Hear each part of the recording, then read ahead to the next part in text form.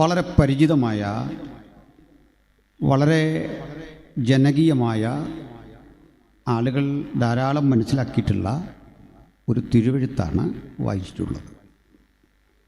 സന്ദർഭവും നമുക്ക് വളരെ പ്രധാനമാണ്. നമ്മുടെ കർത്താവായ യേശുക്രിസ്തു മരിച്ച് അടക്കപ്പെട്ടിരിക്കുന്നു. ഉയർത്തെഴുന്നേറ്റു എന്ന് പറഞ്ഞാലും അത് തെറ്റല്ല. മരിച്ച് അടക്കപ്പെട്ട യേശുക്രിസ്തുവിൻ്റെ കല്ലറയുടെ അരികിലേക്ക് ഒരു സ്ത്രീ ചെല്ലുന്നു. അവളുടെ പേര് മറിയം എന്നാണ്. ആ സഹോദരി തുറന്നു കിടക്കുന്ന കല്ലറ കാണുന്നു. ആ കല്ലറക്കുള്ളിലേക്ക് നോക്കുന്നു. ശവശരീരം കിടന്നിരുന്ന സ്ഥലത്ത് ചുരുട്ടി വച്ചിരിക്കുന്ന ഉറുമാലുണ്ട്. യേശുവിനെ കിടത്തിയ ആ സ്ഥലത്ത് കാൽക്കലും തലക്കലുമായി ശുഭ്രവസ്ത്രധാരികളായ രണ്ട് ദൂതന്മാർ, അവരുടെ ദർശനത്തിൽ രണ്ട് പുരുഷന്മാരായി തോന്നും, അവരവിടെ ഇരിക്കുന്നു. ഈ ഘട്ടത്തിൽ സങ്കടപ്പെട്ട് കരയുന്ന മറിയം തിരിഞ്ഞ് പുറത്തേക്ക് നോക്കുമ്പോൾ കല്ലറയുടെ പുറത്ത് കർത്താവായ യേശുക്രിസ്തു അക്ഷരാർത്ഥത്തിൽ നിൽക്കുന്നു. യേശുവിനെ കണ്ട് ഇത് തോട്ടത്തിൻ്റെ ഉടമ എന്ന് തെറ്റിദ്ധരിച്ച് അവനോട് വലിയൊരു റിക്വസ്റ്റ്, വലിയൊരു അപേക്ഷ വെക്കുന്നു. യജമാനനെ, എൻ്റെ യേശുവിനെ, എൻ്റെ കർത്താവിനെ ആരോ അപഹരിച്ചു കൊണ്ടുപോയി. എനിക്ക് ആ ക്രിസ്തുവിനെ വേണം. അവനെ എവിടെ വച്ചു എന്ന് പറക, ഞാൻ കൊണ്ടുപോകാൻ വന്നിരിക്കുന്നു. ഇതാണ് വായനാ ഭാഗം. ആദ്യം ഇതിൻ്റെ ഒരു പശ്ചാത്തലം പഠിക്കേണ്ടതുണ്ട്. ഒരു പാലസ്തീനിയൻ ശവമടക്കും കല്ലറയും അവിടുത്തെ സന്ദർഭവും പറഞ്ഞെങ്കിൽ ഈ തുറന്ന കല്ലറയെന്ത്, എന്താണ് അതിൻ്റെ അടിസ്ഥാനപരമായ സവിശേഷത, ഇതൊക്കെ മനസ്സിലാവും. മരണാനന്തര ജീവിതത്തിന് വലിയ പ്രാധാന്യം കൊടുത്ത ഒരു സമൂഹമാണ് യഹൂദന്മാർ. അവരെ സംബന്ധിച്ചിടത്തോളം ദേഹം, ദേഹി, ആത്മാവ് ഇങ്ങനെയുള്ള ത്രിമാന ഘടകങ്ങളിൽ വിശ്വസിക്കുന്നവരാണ്. അവരിലെ സദൂക്യർ എന്നൊരു വിഭാഗം ഒഴിച്ചാൽ ബാക്കി യഹൂദ വിഭാഗങ്ങളൊക്കെ തന്നെ മരണാനന്തര ജീവിത സങ്കല്പങ്ങളിലും ന്യായവിധിയിലും ഒക്കെ വിശ്വസിക്കുന്നവരാണ്. മാത്രമല്ല, ഭൗതിക ശരീരം വളരെ ആദരവോടെ സംസ്കരിക്കണം എന്നും അവർ പഠിക്കുന്നു. അവർക്ക് ഈ പഠനത്തിന് ഒരു സംസ്കാരത്തിൻ്റെ പിൻബലമുണ്ട്. ആ സംസ്കാരം അവർ പണ്ട് ജീവിച്ചിരുന്ന ഈജിപ്തിലതാണ്. ലോകത്ത് തന്നെ ഏറ്റവും അധികം പണം ചിലവഴിച്ചുള്ള ശവസംസ്കാരം ഈജിപ്തിലെ ഫറവോമാരുടേതാണ്. ഫറവോയുടെ ശരീരം, ആന്തരിക അവയവങ്ങൾ പുറത്തെടുത്ത് അത് പ്രത്യേകം തയ്യാറാക്കിയ കെമിക്കലുകളിൽ മുക്കി 40 മുതൽ 70 ദിവസം വരെ വച്ച് ഉണക്കി സംസ്കരിച്ച് ഒരു തരത്തിലും കേടുപാടുകളില്ലാതെ അതിനെ ദ്രവീകരിച്ച് ദൃഢപ്പെടുത്തി വീണ്ടും ഈ ശരീരത്തിനുള്ളിലേക്ക് തിരിച്ചു കയറ്റി ആ ശരീരം തുന്നിക്കെട്ടി വിലപിടിപ്പുള്ള ഒരു പെട്ടിയിൽ അതിനെ വച്ച് ആ പെട്ടി ഒരു സ്വർണ്ണപേടകത്തിൽ വച്ച് ഒരു വലിയ ടോംബ്, ഏതാണ്ട് ഏക്കറുകൾ വിസ്തൃതി വരുന്ന വലിയ ഒരു പിരമിഡ് എന്ന് കുട്ടികളൊക്കെ പഠിക്കുന്ന, നമ്മളൊക്കെ മനസ്സിലാക്കുന്ന ഉത്തുംഗമായ ഒരു ഗോപുരത്തിനുള്ളിൽ അതിനെ കൊണ്ടുവെക്കുന്നു. പിരമിഡുകൾ അത്ഭുതങ്ങളുടെ, വിവരിക്കാനാവാത്ത ഒട്ടേറെ വസ്തുതകളുടെ ഒരു സ്രോതസ്സാണ്. ഇത് കണ്ടും മനസ്സിലാക്കിയും പഠിച്ചു പോരുന്ന ഇസ്രയേലിലെ ജനത ദീർഘവർഷങ്ങൾ ഈജിപ്തിൽ പാർത്തപ്പോൾ ഇവരുടെ സംസ്കാര രീതി കണ്ടു. ആ സംസ്കാര രീതിക്ക് ചില പ്രത്യേകതയുണ്ട്. ഒരുവൻ ജീവിച്ചിരിക്കുമ്പോൾ ചെയ്യുന്നതിനേക്കാൾ അധികം ചിലവിട്ടാണ് അവരുടെ ശവസംസ്കാരം. ആ ശവസംസ്കാരത്തിൽ നിന്ന് അത്യാവശ്യം ഉൾക്കൊള്ളാവുന്ന ചില രീതികൾ അവരെ പഠിച്ചു. അതിലൊന്ന്, ഈ ശവസംസ്കരിച്ച ശേഷം ഇടയ്ക്കിടയ്ക്ക് ഇവരിവിടെ വരികയും ഇടയ്ക്കിടയ്ക്ക് അവർ വരികയും ആ ശവശരീരം പുറത്തെടുക്കുകയും അതിനെ പല വിധത്തിൽ പെർഫ്യൂം ഒക്കെ അടിച്ച് കുറെ കൂടി വൃത്തിയാക്കി പുതുവസ്ത്രങ്ങളൊക്കെ ധരിപ്പിച്ച് പഴയ രൂപത്തിൽ അവിടെ വെക്കുക പതിവുണ്ട്. ഈ ശവശരീരം അസ്ഥികൂടമായി തീർന്നാലും ആ മനുഷ്യനെ സ്നേഹിച്ച ബന്ധുമിത്രാദികൾ, സുഹൃത്തുക്കളൊക്കെ വന്ന് ഇത് വിലപിടിപ്പുള്ള ഒന്നായി കണ്ട് ദുർഗന്ധമുള്ളവാക്കുന്ന എല്ലാ പരിസ്ഥിതികളെയും മാറ്റിക്കൊണ്ട് അതിനെ ആദരിക്കുന്ന ഒരു രീതി നിലനിന്നിരുന്നു. അതുകൊണ്ട് തന്നെ ഈ ശവം സംസ്കരിക്കാൻ അവർ തിരഞ്ഞെടുക്കുന്ന സ്ഥലം നമ്മളൊക്കെ സ്വീകരിക്കുന്ന രീതിയിൽ നിന്ന് വിഭിന്നമാണ്. അത് പെട്ടെന്ന് ദ്രവിക്കാൻ പാടില്ല, ചീഞ്ഞഴുകാൻ പാടില്ല, അവയ്ക്ക് നനവ് തട്ടാൻ പാടില്ല, പരിധി വിട്ട് അത് ഉണങ്ങാൻ പാടില്ല. അതുകൊണ്ട് അവർ ചുണ്ണാമ്പ് പോലെയുള്ള ചുണ്ണാമ്പ് പാറകളിൽ രൂപപ്പെട്ടിട്ടുള്ള ഗുഹകൾക്കകത്താണ് ശവം സംസ്കരിക്കുന്നത്. ആ ഗുഹകളെ രണ്ട് രീതിയിൽ അവർ പ്രയോജനപ്പെടുത്തും. വിശാലമായ ആ ഗുഹയ്ക്കുള്ളിൽ കടന്ന് അതിൻ്റെ ചുവരുകൾ തുളച്ച് അതിനുള്ളിൽ നമ്മൾ ഇന്ന് കാണുന്നത് പോലെ ഒരു സെല്ല് സജ്ജീകരിച്ചിട്ട് അവിടെ എടുത്ത് ബോഡി വെക്കുകയാണ്. അതിൽ വ്യത്യസ്തത എന്ന് പറയുന്നത്, നമ്മളൊക്കെ ഒരു സെല്ലിൽ കൊണ്ട് ഇങ്ങനെ നേരെയാണ് വെക്കുന്നതെങ്കിൽ ഇവർ നീളത്തിൽ അതിനുള്ളിൽ ഒരു പ്രത്യേക സംവിധാനം സജ്ജീകരിച്ച് ഈ ശരീരം വെക്കാൻ ആ ഭിത്തിയിൽ ഇങ്ങനെ സജ്ജീകരിക്കുകയാണ്. ചിലപ്പോൾ ചെയ്യുന്ന ഒരു കാര്യം, നിലത്ത് തന്നെ ഒരു ചെറിയ കുഴി എടുത്തിട്ട് ഈ ഗുഹയ്ക്കുള്ളിൽ അവിടെയും ഇതിനെ സംസ്കരിക്കും. വ്യത്യാസം എത്ര ഉള്ളൂ, ഈ ശവശരീരം ഏറ്റവും വൃത്തിയായിരിക്കണം. വരുന്ന ആളുകൾക്ക് ഈ ഗുഹ തുറന്ന് ഇതിനകത്ത് കടന്നിരിക്കാനും ഒക്കെയുള്ള സംവിധാനം പാറയിൽ കൊത്തിവെച്ചിട്ടുണ്ട്. അവിടെ ഇരുന്നു കൊണ്ട് ഇതിനകത്ത് വച്ചിരിക്കുന്ന ശവശരീരത്തിൻ്റെ മുമ്പിൽ പുതിയ പുതിയ പെർഫ്യൂമുകൾ കൊണ്ട് അവിടെ വെക്കാനും മറ്റ് സുഗന്ധ ലേപനങ്ങൾ കൊണ്ട് വെക്കാനും വിലപിടിപ്പുള്ള വസ്തുക്കളൊക്കെ അവർ വെച്ചിട്ട് പോകും. ഇങ്ങനത്തെ ഒരു രീതിയാണ് ഇസ്രായേലിയരുടെ ശവമടക്ക് എന്ന് പറയുന്നത്. അതുകൊണ്ട് തന്നെ മാന്യമായ ഒരു ശവമടക്കിന് വേണ്ടി ആഗ്രഹിക്കുന്ന ആളുകൾ വർഷങ്ങൾക്ക് മുമ്പ് തന്നെ തങ്ങൾക്ക് വേണ്ടിയോ തങ്ങളുടെ മാതാപിതാക്കൾക്ക് വേണ്ടിയോ കുടുംബ കല്ലറ എന്ന രൂപേണ അവരുടെ വസ്തുവിനോട് ചേർന്ന് ഗുഹകളുണ്ടെങ്കിൽ അല്ലെങ്കിൽ മലകളുണ്ടെങ്കിൽ ആ ചുണ്ണാമ്പ് മലകൾ തുരന്ന് ഇങ്ങനെ ഒരു സജ്ജീകരണം ചെയ്യുക പതിവുണ്ട്. അങ്ങനെയാണ് അരിമത്തയിലെ സമ്പന്നനായ യോസേഫിൻ്റെ ഉടമസ്ഥതയിലുള്ള ഒരു തോട്ടം. ആ തോട്ടത്തിൽ ഒലിവ് മരങ്ങളുണ്ട്, മുന്തിരിയുണ്ട്, പല വൃക്ഷങ്ങളുണ്ട്. അതിനോട് ചേർന്ന് അദ്ദേഹം തനിക്കോ തൻ്റെ പ്രിയപ്പെട്ടവർക്കോ വേണ്ടി സജ്ജീകരിച്ച, ഇതുവരെ ആരെയും വച്ചിട്ടില്ലാത്ത ഒരു കല്ലറ. ഈ കല്ലറയിൽ നമ്മുടെ കർത്താവായ യേശു ക്രിസ്തുവിനെ സംസ്കരിക്കുന്നു. ഇതുവരെയുള്ള വസ്തുതയുടെ അടിസ്ഥാനം അവിടെയാണ്. ഞാൻ ഈ കല്ലറയിൽ സംസ്കരിക്കുന്നതിന് തൊട്ടു മുമ്പുള്ള ചില കാര്യങ്ങൾ കൂടി പറയേണ്ടതുണ്ട്. കാരണം ഈ 4-ാം സുവിശേഷത്തിൽ വളരെ വളരെ അനുഭവ സമ്പന്നമായ ചിലത് കാണാൻ സാധിക്കുന്നുണ്ട്. അതെന്ത് എന്ന് ചോദിച്ചാൽ, യേശുവിൻ്റെ ജനനമൊന്നും പറയാൻ ഈ 4-ാം സുവിശേഷകൻ വലിയ താല്പര്യമെടുക്കുന്നില്ലെന്നല്ല, അത് പറയുന്നില്ല. യേശുവിൻ്റെ ജനനത്തെപ്പറ്റി, അന്ന് നടന്ന സംഭവങ്ങളെപ്പറ്റി, മറിയ അനുഭവിച്ച ത്യാഗത്തെപ്പറ്റി, യോസഫ് അനുഭവിച്ച ബുദ്ധിമുട്ടിനെപ്പറ്റി ഈ കാര്യമൊന്നും ഈ 4-ാം സുവിശേഷത്തിൽ ഇല്ല. രണ്ടാമത്തെ കാര്യം, യേശുവിനെ 12 വയസ്സുള്ളൊരു ഘട്ടമുണ്ടല്ലോ, അതും ശ്രദ്ധേയമായൊരു സന്ദർഭമാണ്. കാരണം 12 വയസ്സുവരെ നാട്ടുകാർ യേശുവിനെ അങ്ങനെ ആ രീതിയിൽ കണ്ടിട്ടുള്ളൂ. പിന്നെ മാതാപിതാക്കൾക്ക് കീഴടങ്ങിയിരിക്കുന്ന ഒരു 18 കൊല്ലമാണുള്ളത്. ഈ കാലവും യോഹന്നാൻ ഒന്നും പറയുന്നില്ല. ചുരുക്കി പറഞ്ഞാൽ, യോഹന്നാൻ്റെ സുവിശേഷത്തിൽ ക്രിസ്തു രംഗപ്രവേശം ചെയ്യുന്നത് തന്നെ, നമ്മൾ കാണുന്നത് തന്നെ യോർദാനിലെ സ്നാനത്തോടു കൂടിയാണ്. പക്ഷേ യോഹന്നാൻ മറ്റൊരു കാര്യം ചെയ്യുന്നുണ്ട്. കർത്താവായ യേശു ക്രിസ്തുവിൻ്റെ പൂർവാസ്തിത്വം, അതായത് യേശു ജഡത്തിൽ ഒരു മനുഷ്യനായി വെളിപ്പെടുന്നതിൻ്റെ ഒക്കെ കാലങ്ങൾക്കപ്പുറത്ത് പിതാവിനോടുകൂടെ ആദിയിലുണ്ടായിരുന്നു എന്നുള്ള ആ പൂർവ്വ വസ്തുത ഒന്ന് പറഞ്ഞിട്ട്, അതിനെ നമുക്ക് പെട്ടെന്ന് പിടിതരാത്ത ഒരാശയത്തിൽ, മനസ്സിലാകാത്ത ആശയത്തിൽ, വചനം ദൈവമായിരുന്നു, വചനം ദൈവത്തോട് കൂടെയായിരുന്നു, വചനം ജഡമായിത്തീർന്നു, വചനം കൃപയും സത്യവും നിറഞ്ഞവനായി നമ്മുടെ ഇടയിൽ പാർത്തു. ഇങ്ങനെ വലിയ സങ്കീർണമായൊരു വിഷയത്തെ ലഘൂകരിച്ച് ഒടുവിൽ യോഹന്നാനെ കൊണ്ട് പറയിപ്പിക്കുകയാണ്, അവൻ നിങ്ങളുടെ ഇടയിൽ തന്നെ ഉണ്ട്. അപ്പോൾ യോഹന്നാന്റെ എഴുത്തിന്റെ ശൈലി പെട്ടെന്നർക്കും പിടിതരാത്ത ജീവിത സങ്കീർണതകളെ ലളിതവൽക്കരിച്ച് നമ്മുടെ ഇടയിലേക്ക് കൊണ്ടുതരിക. അതാണ് സുവിശേഷവും ഇതര മതങ്ങളും തമ്മിലുള്ള വ്യത്യാസം. എന്ന് വെച്ചാൽ, ദൈവത്തെക്കുറിച്ചുള്ള ചിന്തകൾ, മതചിന്തകൾ പലപ്പോഴും മനുഷ്യന് പ്രാപിക്കാൻ കഴിയാത്ത അകലങ്ങളിൽ എവിടെയോ നിൽക്കുന്ന ഒരു ദൈവത്തെപ്പറ്റി വ്രതമനുഷ്ഠിച്ച്, അനുഷ്ഠാനങ്ങളിലൂടെ നടന്ന്, കർമാദികളിൽ കൂടി സഞ്ചരിച്ച്, കർമ്മകാണ്ഡങ്ങളുടെ വ്യവഹാര മേഖലകളിലൂടെ നിങ്ങൾക്ക് ദൈവത്തെ കണ്ടെത്താൻ സാധിക്കുമെന്നുള്ള മോക്ഷ സിദ്ധാന്തങ്ങൾ മുമ്പോട്ട് വെക്കുമ്പോൾ, ബൈബിൾ അങ്ങനെയല്ല. ആദിയിൽ വചനമുണ്ടായിരുന്നു, വചനം ദൈവമായിരുന്നു, വചനം ദൈവത്തോട് കൂടെയായിരുന്നു.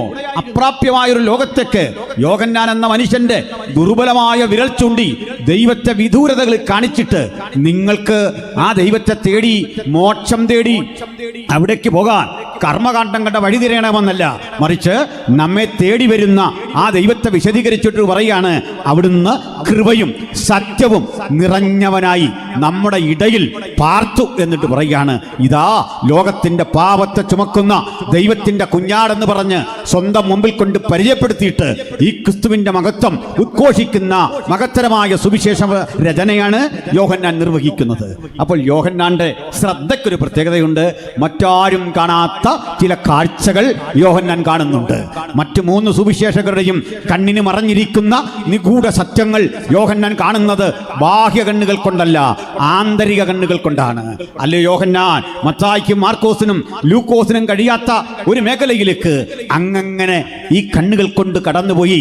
ആദിയിൽ മോശ ഉൽപ്പത്തി എഴുതുന്നതിനും അപ്പുറത്ത് ക്രിസ്തു ഉണ്ടായിരുന്നു പറയുവാൻ അങ്ങ് കാട്ടിയ ആർജവത്തിന്റെ ചേതോ വികാരം എന്തെന്ന് ചോദിച്ചാൽ, എങ്ങനെ ഈ കാഴ്ച മുഴുവൻ ആ ഹൃദയത്തിൽ പകർത്തിയെന്ന് ചോദിച്ചാൽ യോഹന്നാൻ പറയും, ആ കാഴ്ചയേക്കാൾ, പത്മോസിൽ കണ്ട കാഴ്ചയേക്കാൾ, ജീവിതത്തിൽ ഇതുവരെ കണ്ട കാഴ്ചയേക്കാൾ എൻ്റെ ജീവിതത്തെ പ്രചോദിപ്പിച്ചത് ഒരിക്കൽ ഞാൻ ക്രൂശിന്റെ ചുവട്ടിൽ നിന്നോ മനുഷ്യരാശിയുടെ മുഴുവൻ പാപത്തിന്റെ പരിണിതഫലമായി നസ്രായനായവൻ ബലിക്കല്ലിൽ ഹോമിക്കപ്പെടുന്ന ദൈവതിരുവെഴുത്തിന്റെ നിവൃത്തി നടക്കുന്ന ഗോൽഗൊഥാ കുന്നിലെ മാരക മരക്കുരിശിൽ പ്രാണനെ അർപ്പിക്കുന്ന നസ്രായന്റെ സാന്നിധ്യം ഈ കണ്ണുകൾ കൊണ്ട് ഒപ്പിയപ്പോൾ അന്നത് സ്വീകരിക്കാൻ പറ്റിയ ത്രാണി എൻ്റെ ശരീരത്തിനില്ല. പക്ഷെ കാലമേറെ കഴിഞ്ഞപ്പോൾ എനിക്ക് മനസ്സിലായി, ഈ 90-95 വയസ്സ് വരെ എന്നെ നടത്തിയ പ്രചോദനം ആ ക്രൂശെങ്കിൽ, ആ ക്രൂശിന്റെ തനിമയും അതിന്റെ സന്തോഷം അനുഭവിക്കാൻ നമുക്ക് ഒരുമിച്ച് ആ ക്രൂശിന്റെ സന്ദേശം ഈ ലോകത്തിന് പകർന്നു കൊടുക്കാം. ഉച്ചഭാഷണ പരിധിയിൽ ഈ ശബ്ദം കേൾക്കുന്ന മുഴുവൻ ആളുകളോടും ആ കുരിശിന്റെ മഹത്വം ഇങ്ങനെ പ്രസ്താവിക്കാം, മറ്റൊരുവരിലും രക്ഷയില്ല. നാം രക്ഷിക്കപ്പെടുവാൻ ആകാശത്തിന് കീഴിൽ മനുഷ്യരുടെ ഇടയിൽ നൽകപ്പെട്ട വേറെ ഒരു നാമവുമില്ല. കഴിഞ്ഞ 35 വർഷങ്ങൾ ഞങ്ങൾ ഈ ദേശത്തോട് ഘോഷിച്ച ആ സുവിശേഷം നിരന്തരം കേട്ടുകൊണ്ടിരിക്കുന്ന ഈ ഗ്രാമം വീണ്ടും ഒരിക്കൽ കൂടി ഹൃദയം തുറക്കണമെങ്കിൽ ഒരു കാര്യം ഉറപ്പാണ്, മറഞ്ഞിരിക്കുന്ന ജീവിതത്തിന്റെ മാർമിക രഹസ്യങ്ങളെ ചൂണ്ടിക്കാണിച്ച് ഒരു പുതുമനുഷ്യനാക്കി നിങ്ങളെ തീർക്കാൻ കഴിയുന്ന അജയ്യതയുടെ പേരാണ് സുവിശേഷം, പരിവർത്തനത്തിന്റെ പേരാണ് സുവിശേഷം, മാരക രോഗങ്ങളുടെ ചികിത്സയുടെ പേരാണ് സുവിശേഷം, ജീവിത തകർച്ചയിൽ നിന്ന് കരിപ്പിടിപ്പിച്ച് ഉത്സാഹഭരിതരാക്കി പ്രചോദിപ്പിച്ചയക്കുന്ന ദൈവശക്തിയുടെ പേരാണ് സുവിശേഷം. സുവിശേഷന്റെ വചനം നശിച്ചു പോകുന്നവർക്ക് ഭോഷത്വം, രക്ഷിക്കപ്പെടുന്ന നമുക്കത് ദൈവശക്തി. ആ ദൈവശക്തിയിൽ അധിഷ്ഠിതമായ ഒരു പുതുജീവിതത്തെ നയിക്കാൻ തമ്പുരാൻ നമുക്ക് എല്ലാവർക്കും കൃപ നൽകട്ടെ. വളരെ ഏകാഗ്രതയോടെ നമുക്ക് തുടർന്ന് ഈ വചനത്തിന്റെ വഴിയിലൂടെ ഒന്ന് സഞ്ചരിക്കാം. ഹല്ലേലൂയ. അപ്പോൾ ഇവിടെ ഈ സ്ഥലത്തേക്ക് ഒരു സഹോദരി വരിക ക്രൂശിൻ്റെ ചുവട്ടിൽ. എന്നെ ഇവിടെ ആകർഷിച്ച ഒരു ഘടകം, ആളുകൾക്ക് ഇത്തരം സ്ഥലങ്ങളിൽ പോകാൻ താല്പര്യം കുറവാണ്. അതിൻ്റെ കാരണം ഈ ക്രൂശ് പ്രഥമ ദൃഷ്ടിയ നമുക്ക് അത്ര വലിയ പ്രചോദനം തരില്ല പലർക്കും. ക്രൂശിൻ്റെ ചുവട് അനുതാപത്തിൻ്റെ സ്ഥലമാണ്. ക്രൂശിൻ്റെ ചുവട് നിരാലംബർ മാത്രം വന്നു നിൽക്കുന്ന ഇടമാണ്, ഒന്നും ചെയ്യാനില്ലാത്തവരുടെ സ്ഥലമാണ്. അരുതേ എന്ന് പോലും അക്രമികളുടെ മൊഴിയാൻ ത്രാണിയില്ലാത്തവരുടെ സ്ഥലമാണ്. വീണ്ടും ഒരു പ്രശ്നമുണ്ട്. നിങ്ങൾ ഈ ക്രൂശിക്കപ്പെടുന്നവൻ്റെ പക്ഷം ചേർന്നു എന്ന് കണ്ടാൽ ഒരു പ്രശ്നമുണ്ട്. ഇൻ്റലിജൻസ് നിങ്ങളെ വാച്ച് ചെയ്യും. കാരണം ഇതൊരു ക്രിമിനൽ കുറ്റം ചുമത്തി റോമൊരുവനെ ക്രൂശിക്കുക. ഒപ്പമുള്ളവരെ കുറിച്ചൊക്കെയുള്ള ഡീറ്റെയിൽ ഇതിനകം ഭരണകൂടം എടുത്തിട്ടുണ്ട്. അതുകൊണ്ടാണ് പത്രോസ് ഭയന്നിരിക്കുന്നത്, അതുകൊണ്ടാണ് മത്തായി വരാത്തത്, അതുകൊണ്ടാണ് അന്തർഗ സ്ഥലത്തില്ലാത്തത്. പ്രാണനെക്കുറിച്ചുള്ള ആകാംക്ഷയുണ്ട്, സ്വയം രക്ഷിക്കാനുള്ള അവരുടെ അവകാശമുണ്ട്. മത്തായി മാറി നിന്നതോ പത്രോസ് വരാതിരുന്നതോ അന്തർഗ സ്ഥലത്തില്ലാത്തതോ എന്നെ സംബന്ധിച്ചിടത്തോളം ഒരു പരാതിയല്ല. കാരണം അവർക്ക് കൊടും ക്രിമിനലായി ചാപ്പകുത്തപ്പെട്ട യേശുവിൻ്റെ ഒപ്പം നിന്നാൽ ഉണ്ടാകാവുന്ന ഭവിഷ്യത്തിനെ പറ്റിയുള്ള ചിലതരം അറിവുകൾ അവരെ മാറ്റി നിർത്തി. ഒരുപക്ഷെ ഭാര്യ പറഞ്ഞു കാണും, സ്നേഹമുള്ള ചേട്ടൻ പറഞ്ഞു കാണും, സ്നേഹമുള്ള സുഹൃത്ത് പറഞ്ഞു കാണും, കൂട്ടുകാരാ പോകരുത്, കാരണം ഇന്നു മുതൽ യേശുവില്ല, ക്രൂശിക്കാൻ കൊണ്ടുപോവാ. ക്രൂശിക്കാൻ കൊണ്ടുപോകുമ്പോൾ ഇന്നലെ വരെ കണ്ട നിങ്ങളെ രക്ഷിച്ച, അപ്പം തന്ന, കെയർ ചെയ്ത, ജീവിത വ്യഥകളിൽ ഒപ്പം നിന്ന ആ വ്യക്തിയില്ല. ആ വ്യക്തിയില്ലാത്തൊരു ശൂന്യത നിങ്ങളുടെ കുടുംബത്തുണ്ടാകും. നിങ്ങളെ രക്ഷിക്കാൻ ഇന്നലെ വരെ കൂടെ ഉണ്ടായിരുന്ന ആളില്ലാത്ത അനാഥത്വം ഒരു വശത്ത്, റോമിനെ ശത്രുവാക്കിയാൽ ഉണ്ടാകുന്ന ബുദ്ധിമുട്ട് മറ്റൊരിടത്ത്, ചാരപ്പട കണക്കെ ഒറ്റുകൊടുക്കാൻ കാത്തിരിക്കുന്ന യഹൂദന്മാർ മറ്റൊരിടത്ത്. ഇതിന്റെ നടുവിൽ സ്വയരക്ഷയെക്കുറിച്ച് ചിന്തിക്കാതിരിക്കാൻ മനുഷ്യനെന്ന നിലയിൽ പലർക്കും കഴിയില്ല. പക്ഷേ ഈ അവസ്ഥയൊക്കെ നിലനിന്നിട്ടും ഒരു മഗ്ദലീന എങ്ങനെ അവിടെ എത്തി? ഇതൊക്കെ നിലനിന്നിട്ടും ഒരു യോഹന്നാൻ എങ്ങനെ അവിടെ എത്തി? കുറേ സാധു സ്ത്രീകൾ എങ്ങനെ ഇവിടെ എത്തി? ഞാൻ പറയും, വരാനിരിക്കുന്ന കാലം അവരുടേതാണ്. ക്രൂശിന്റെ ചുവട്ടിൽ നിൽക്കാൻ മനസ്സുള്ളവരൊരു കാലം വരുന്നു. ആഘോഷത്തിമിർപ്പിന്റെ ആരവാരത്തിൽ ഒപ്പം നിൽക്കുന്നവരുടെ നിന്ന് വ്യത്യസ്തമായി എനിക്ക് ക്രൂശിന്റെ ചുവട്ടിൽ നിന്നാൽ മതി, ഇങ്ങനെ ചിന്തിക്കാൻ കെൽപ്പുള്ള ചിലർ ഇന്നിവിടെ എഴുന്നേൽക്കുമെങ്കിൽ ഒരു കാര്യം ഉറപ്പാ, ഈ ദേശത്തിന്റെ വേലയുടെ വ്യാപനം ആ ക്രൂശിന്റെ ചുവട്ടിൽ നിൽക്കുന്നവരുടെ കൂടെയാ. അപ്പം വാങ്ങി ഭക്ഷിച്ച ആയിരങ്ങളുടെ ലിസ്റ്റിൽ പേരില്ലായിരിക്കാം. ഉയർത്തെഴുന്നേൽപ്പെട്ട ലാസറിനെ കാണാൻ കൂടിയ ആൾ ബഹളത്തിനൊപ്പം നിങ്ങളില്ലായിരിക്കാം. യേശു ഒരു കഴുതപ്പുറത്ത് യെരുശലേമിലേക്ക് യാത്ര ചെയ്യുമ്പോൾ ആ ശക്തിപ്രകടനം കണ്ട് ഹോശന്ന എന്ന് പറയാൻ ഈ സ്ത്രീകൾ അവിടെ ഇല്ലായിരിക്കാം. പക്ഷേ നിങ്ങൾ ഇവിടെയുണ്ട്. ഈ ക്രൂശിന്റെ ചുവട്ടിൽ ചരിത്രത്തിന്റെ ഗതി നിർണയിക്കുന്ന ഗോൽഗോഥ കൊലക്കളത്തിന്റെ തൊട്ടുമുന്നിൽ ചങ്കുറപ്പോടെ നിന്നവരുടേതാണ് ഈ സുവിശേഷം, അവരുടേതാണ് ഈ ബൈബിൾ, അവരുടേതാണ് ഈ തിരുവെഴുത്ത്. ഉടുപ്പ് മലിനമാകാത്ത കുറെ പേർ സർദീസിൽ എനിക്കുണ്ടെന്ന് പറഞ്ഞതുപോലെ ക്രൂശിന്റെ പരിസരം വിട്ടുപോകാത്ത ചില ആളുകൾ എനിക്കുണ്ട് എന്നതാണ് യേശുവിന്റെ അഭിമാനം. അതാണ് പരിശുദ്ധാത്മാവിന്റെ സന്തോഷം, അതാണ് പിതാവിന്റെ സന്തോഷം. അപ്പം തിന്നവരുടെ മാർഗമല്ലിത്, സൗഖ്യം നേടിയവരുടെ മാർഗമല്ലിത്, ക്രൂശിനെ സഹിക്കാൻ ചങ്കുറപ്പോടെ ഇറങ്ങിത്തിരിച്ചവരുടെ മാർഗമാണിത്. ആളുകളുടെ എണ്ണത്തിലല്ല, ക്രൂശിന്റെ മുമ്പിൽ നിൽക്കുന്നവരുടെ ശക്തി, അവരുടെ ശക്തി ക്രൂശിന്റെ കരുത്ത. ആ ക്രൂശിന് ഊർജം ഉൾക്കൊള്ളുവാൻ ഇന്ന് പ്രാർത്ഥനാ പുരസരം ആരിവിടെയുണ്ട് ഒന്നുറപ്പ. ഇതുവരെ കാണാത്ത ചില പരിതസ്ഥിതികൾ ജീവിതത്തിൽ സംജാതമാകാൻ ആ ക്രൂശ് നമുക്ക് തരുന്ന ഒരു പുതിയ എനർജി ഉണ്ട്, ഒരു പുതിയ കഴിവുണ്ട്, ഒരു പുതിയ ആത്മനിറവിന്റെ വ്യാപനമുണ്ട്. അത് ഏറ്റെടുത്ത് വേണം ഓരോ ദൈവഹിതങ്ങളും ഇവിടെ വിട്ടുപോകാൻ. നമുക്ക് ആ ക്രൂശിന്റെ ചുവട്ടിലേക്ക് തന്നെ വരണം. സന്തോഷമല്ലേ? ആ, സന്തോഷമാണെന്ന് കരുതുന്നു. ഞാൻ ഈ പ്രഥമ രാത്രി കഴിവതും ക്രൂശീകരണമൊക്കെ പറയാൻ താല്പര്യമുള്ള ഒരാളാണ്. ക്രൂശീകരണത്തെക്കുറിച്ച് പറയാനാണ്. ആദ്യത്തെ ദിവസമാണ് പ്രസംഗമെങ്കിൽ സന്തോഷം, ആദ്യം പ്രസംഗിക്കുന്നതും വലിയ സന്തോഷമാണ്. ഈ ഒടുവിലത്തെ രാത്രി വിളിച്ച എനിക്കൊരല്പം ഭയമില്ലാതില്ല. കാരണം ഞാനൊരു ഉണർവ് പ്രസംഗനല്ല, നിങ്ങൾക്ക് എന്നേക്കാൾ അറിയാം. അടുത്ത കാലത്തൊരു സഹോദരി പറഞ്ഞു, അമ്മച്ചിയാണ്, എനിക്ക് നല്ല ഉറക്കം കിട്ടുന്നില്ല, പ്രാർത്ഥിക്കണം. ഞാൻ പറഞ്ഞു, പ്രാർത്ഥിക്കണ്ട, ഞാനിന്ന് പ്രസംഗിക്കുന്നുണ്ട്, 1.5 മണിക്കൂർ ഇരുന്നാൽ ഉറക്കം കിട്ടുമെന്നോ. അങ്ങനെ നിങ്ങൾക്കും കിട്ടും. കാരണം ഞാൻ ഈ ഉറങ്ങുന്നവരെ ഇന്നുവരെയും കുറ്റം പറഞ്ഞിട്ടില്ല. എനിക്കോ ഉറക്കമില്ല. എൻ്റെ വൈഫിനോട് ചോദിച്ചാൽ പറയും 2 മണിക്കൊക്കെയാണ് മിക്കവാറും ഉറക്കം. അപ്പോൾ തൃപ്തികരമായിട്ട് ഉറങ്ങിയിട്ട് നാളുകളായി എന്ന് പറഞ്ഞാൽ അതൊരു അതിശോക്തിയല്ല. ഉറങ്ങുന്നവരെങ്കിലും ഉറങ്ങട്ടെ. അത് ഞാൻ പ്രസംഗിച്ച് കേൾക്കുമ്പോഴാണ് ഉറക്കമെങ്കിൽ അതിൽ വലിയ സന്തോഷം. പിന്നെ ഞാനെടുത്തൊരു തീരുമാനം, ഉറങ്ങുന്ന മനുഷ്യരെ ഞാനായിട്ട് ഉണർത്തില്ല എന്നൊരു തീരുമാനം എടുത്തു. അതിനൊരു കാരണമുണ്ട്. ഞാൻ തീരെ കുട്ടിയായിരിക്കേ, ഹൈറേഞ്ചിൽ തന്നെയാണ്, എന്താ കൊടുവാക്കരണോ അങ്ങനെ കണ്ടൊരു സ്ഥലത്ത് വന്നു. അതെവിടാന്ന് പോലും ഇപ്പോൾ ഓർക്കുന്നില്ല. കാമാക്ഷി ആ ഭാഗത്തോടെയാണ്. പ്രതിവാസൻ്റെ കൂടെ വന്നു. അപ്പോൾ ഞാൻ 10-15 മിനിറ്റ് അദ്ദേഹം തന്നു. ചർച്ചിനുള്ളിലാണ് ഞാൻ പ്രസംഗിച്ചു. അപ്പോൾ എനിക്കന്നും ഈ ആളുകൾ ഉണരണമെന്നുള്ള നിർബന്ധബോധം ഇല്ലാത്തതുകൊണ്ട് അവരെയൊക്കെ അഡ്ജസ്റ്റ് ചെയ്തു. പക്ഷേ പിന്നാലെ വന്ന പാസ്റ്റർ അത്ര സഹിഷ്ണുതയുള്ള ആളല്ലായിരുന്നു. ഇവിടെ ഗുരുസ്ഥാനിയാണ്. അതൊക്കെ ശരിക്കും വെട്ടി ഉറങ്ങുന്നവരെയൊക്കെ അതും ഇതുമെല്ലാം പറഞ്ഞു. ഒരമ്മച്ചി മാത്രം ഒന്നും മൈൻഡ് ചെയ്തില്ല. അങ്ങനെയും ചില അമ്മച്ചിമാരുണ്ട്, ഒന്നും മൈൻഡ് ചെയ്തില്ല. യോഗം കഴിഞ്ഞിട്ട് എഴുന്നേൽക്കുന്നില്ല. അവസാനം അറിയുന്ന ആളവിടെ മരിച്ചിരിക്കുക.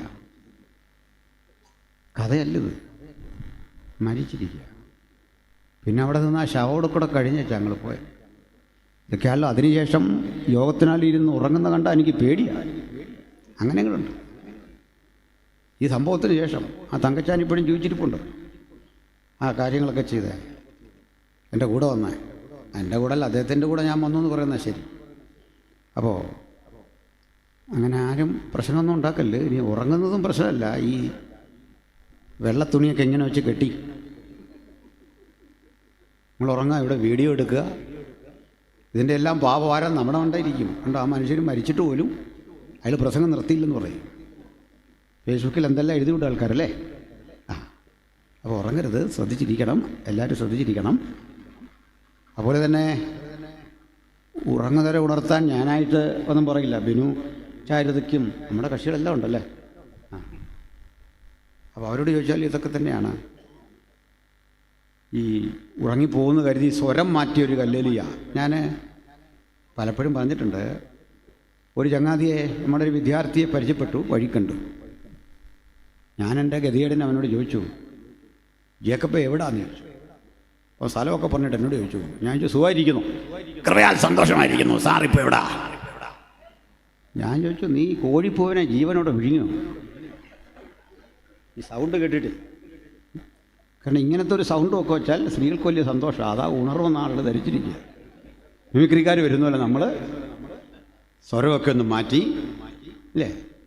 ആ, നമ്മുടെ ചാരുത പറയുമെന്ന് എനിക്കറിയില്ല. നമ്മളെല്ലാം കൊണ്ട് ഒരു ഹല്ലേലിയ പറയിപ്പിച്ചിട്ട് അവർ പറയുക പോരാ. യാക്കോബ് പറയുമെന്ന് പറയാം. യാക്കോബ് പോയോ? ആ, ഇവിടെ ഉണ്ട്. നമ്മളോട് ചോദിക്കും, നമ്മൾ പറയാം പോരാ. എന്തോ പോരുന്ന?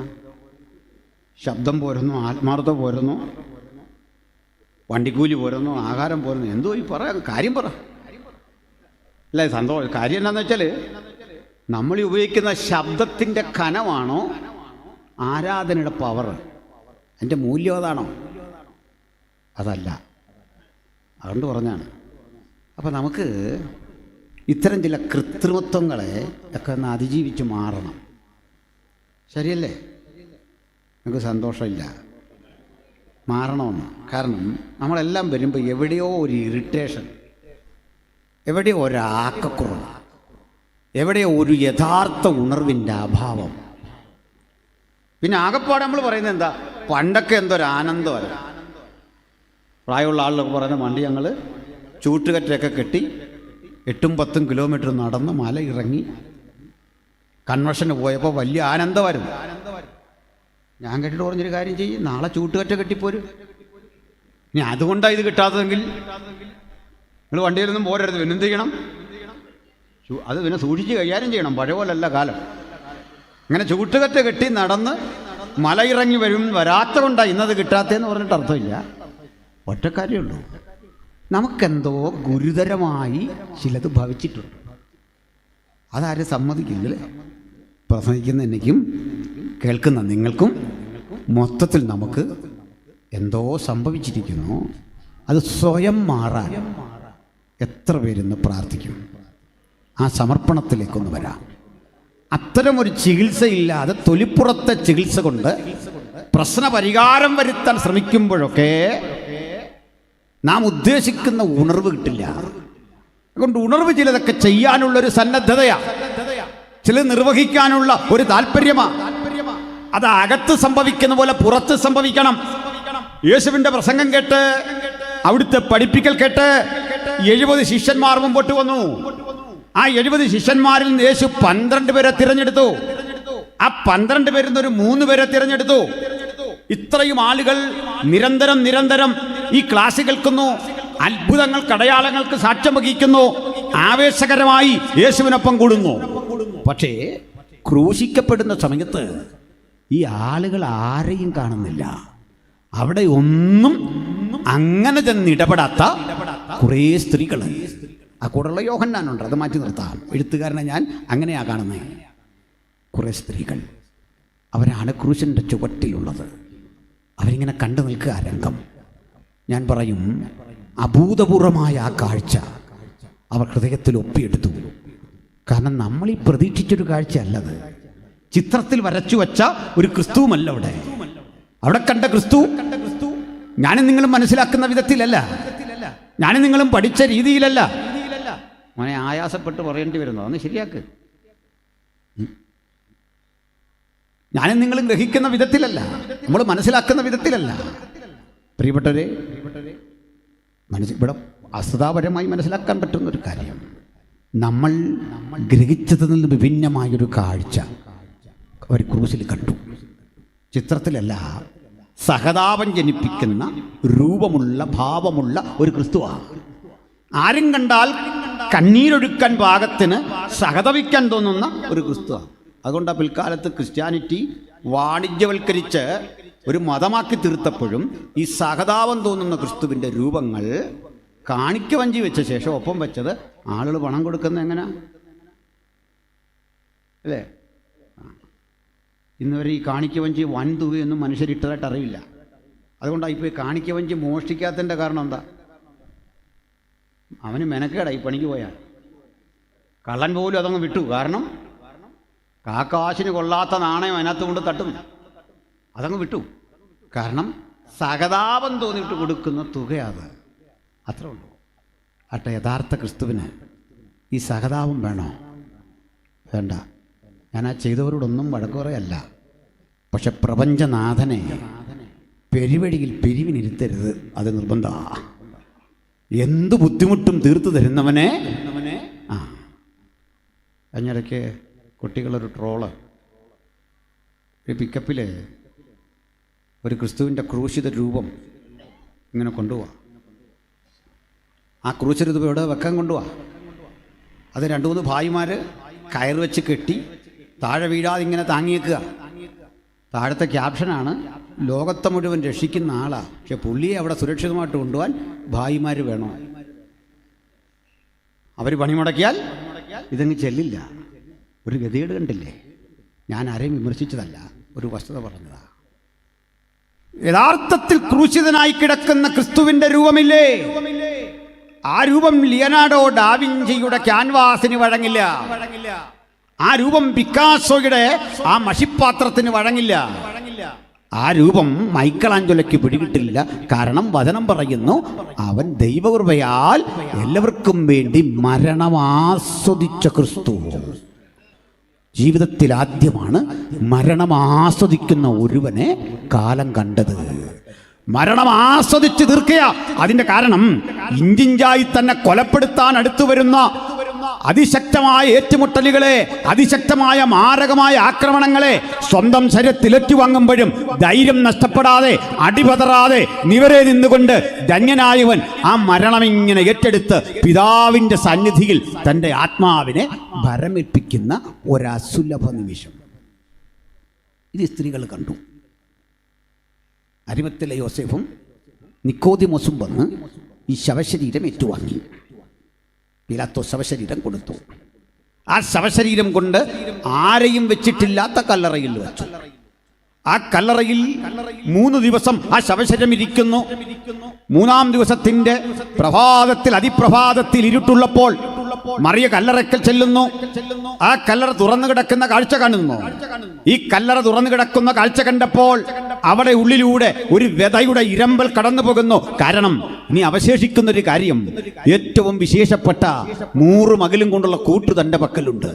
ഈ കൂട്ടൊക്കെ പൂശിയാണ് യേശുവിനെ ഈ അരിമത്തിലെ യോസേഫ് വെച്ചതെങ്കിലും താൻ ശേഖരിച്ചു വെച്ച വിലപിടിപ്പുള്ള ഈ സുഗന്ധ ലേപനങ്ങളുണ്ട്. ഈജിപ്തിലെ ഫറവോമാർക്ക് അതിവിശേഷ വസ്തുവായി കൊടുക്കുന്ന ആ സുഗന്ധലേപനം അവൾ കരുതി വെച്ചിരുന്നു യേശുവിന് കൊടുക്കാൻ. തൻ്റെ ജീവിതത്തിൽ ഈ വലിയ ശുശ്രൂഷ ചെയ്യാൻ അടുത്തു വരുമ്പോൾ ശുശ്രൂഷിക്കപ്പെടേണ്ട യേശു അവിടെ ഇല്ല. ആ കാഴ്ച അവളെ നടുക്കുന്നു. ആ ഒറ്റപ്പെടൽ അവളിൽ ദുഃഖമുളവാക്കുന്നു. അകത്ത് 2 മനുഷ്യരെ കാണുന്നു. ഒരു കാര്യം ഓർക്കുക, ഇതൊരു സ്ത്രീയല്ലേ. ഈ സ്ത്രീ എങ്ങനെയാണ് അതിപ്രഭാതത്തിൽ ഇരുട്ടുള്ളപ്പോൾ അവിടെ വന്നത്? ഏത് ധൈര്യമാണ് അവരെ ആ ഒറ്റയ്ക്ക് വരാൻ പ്രേരിപ്പിച്ചത്? ആ കല്ലറയ്ക്കുള്ളിൽ അവർ കാണുന്നത് 2 പുരുഷന്മാരെയല്ലേ? അസമയത്ത് 2 പുരുഷന്മാർ അവിടെ നിൽക്കുന്നത് കണ്ടിട്ടും ആ സ്ത്രീക്ക് ഭയം വരാഞ്ഞതിൻ്റെ പിന്നിലെ കാരണം എന്തെന്നറിയണ്ടേ?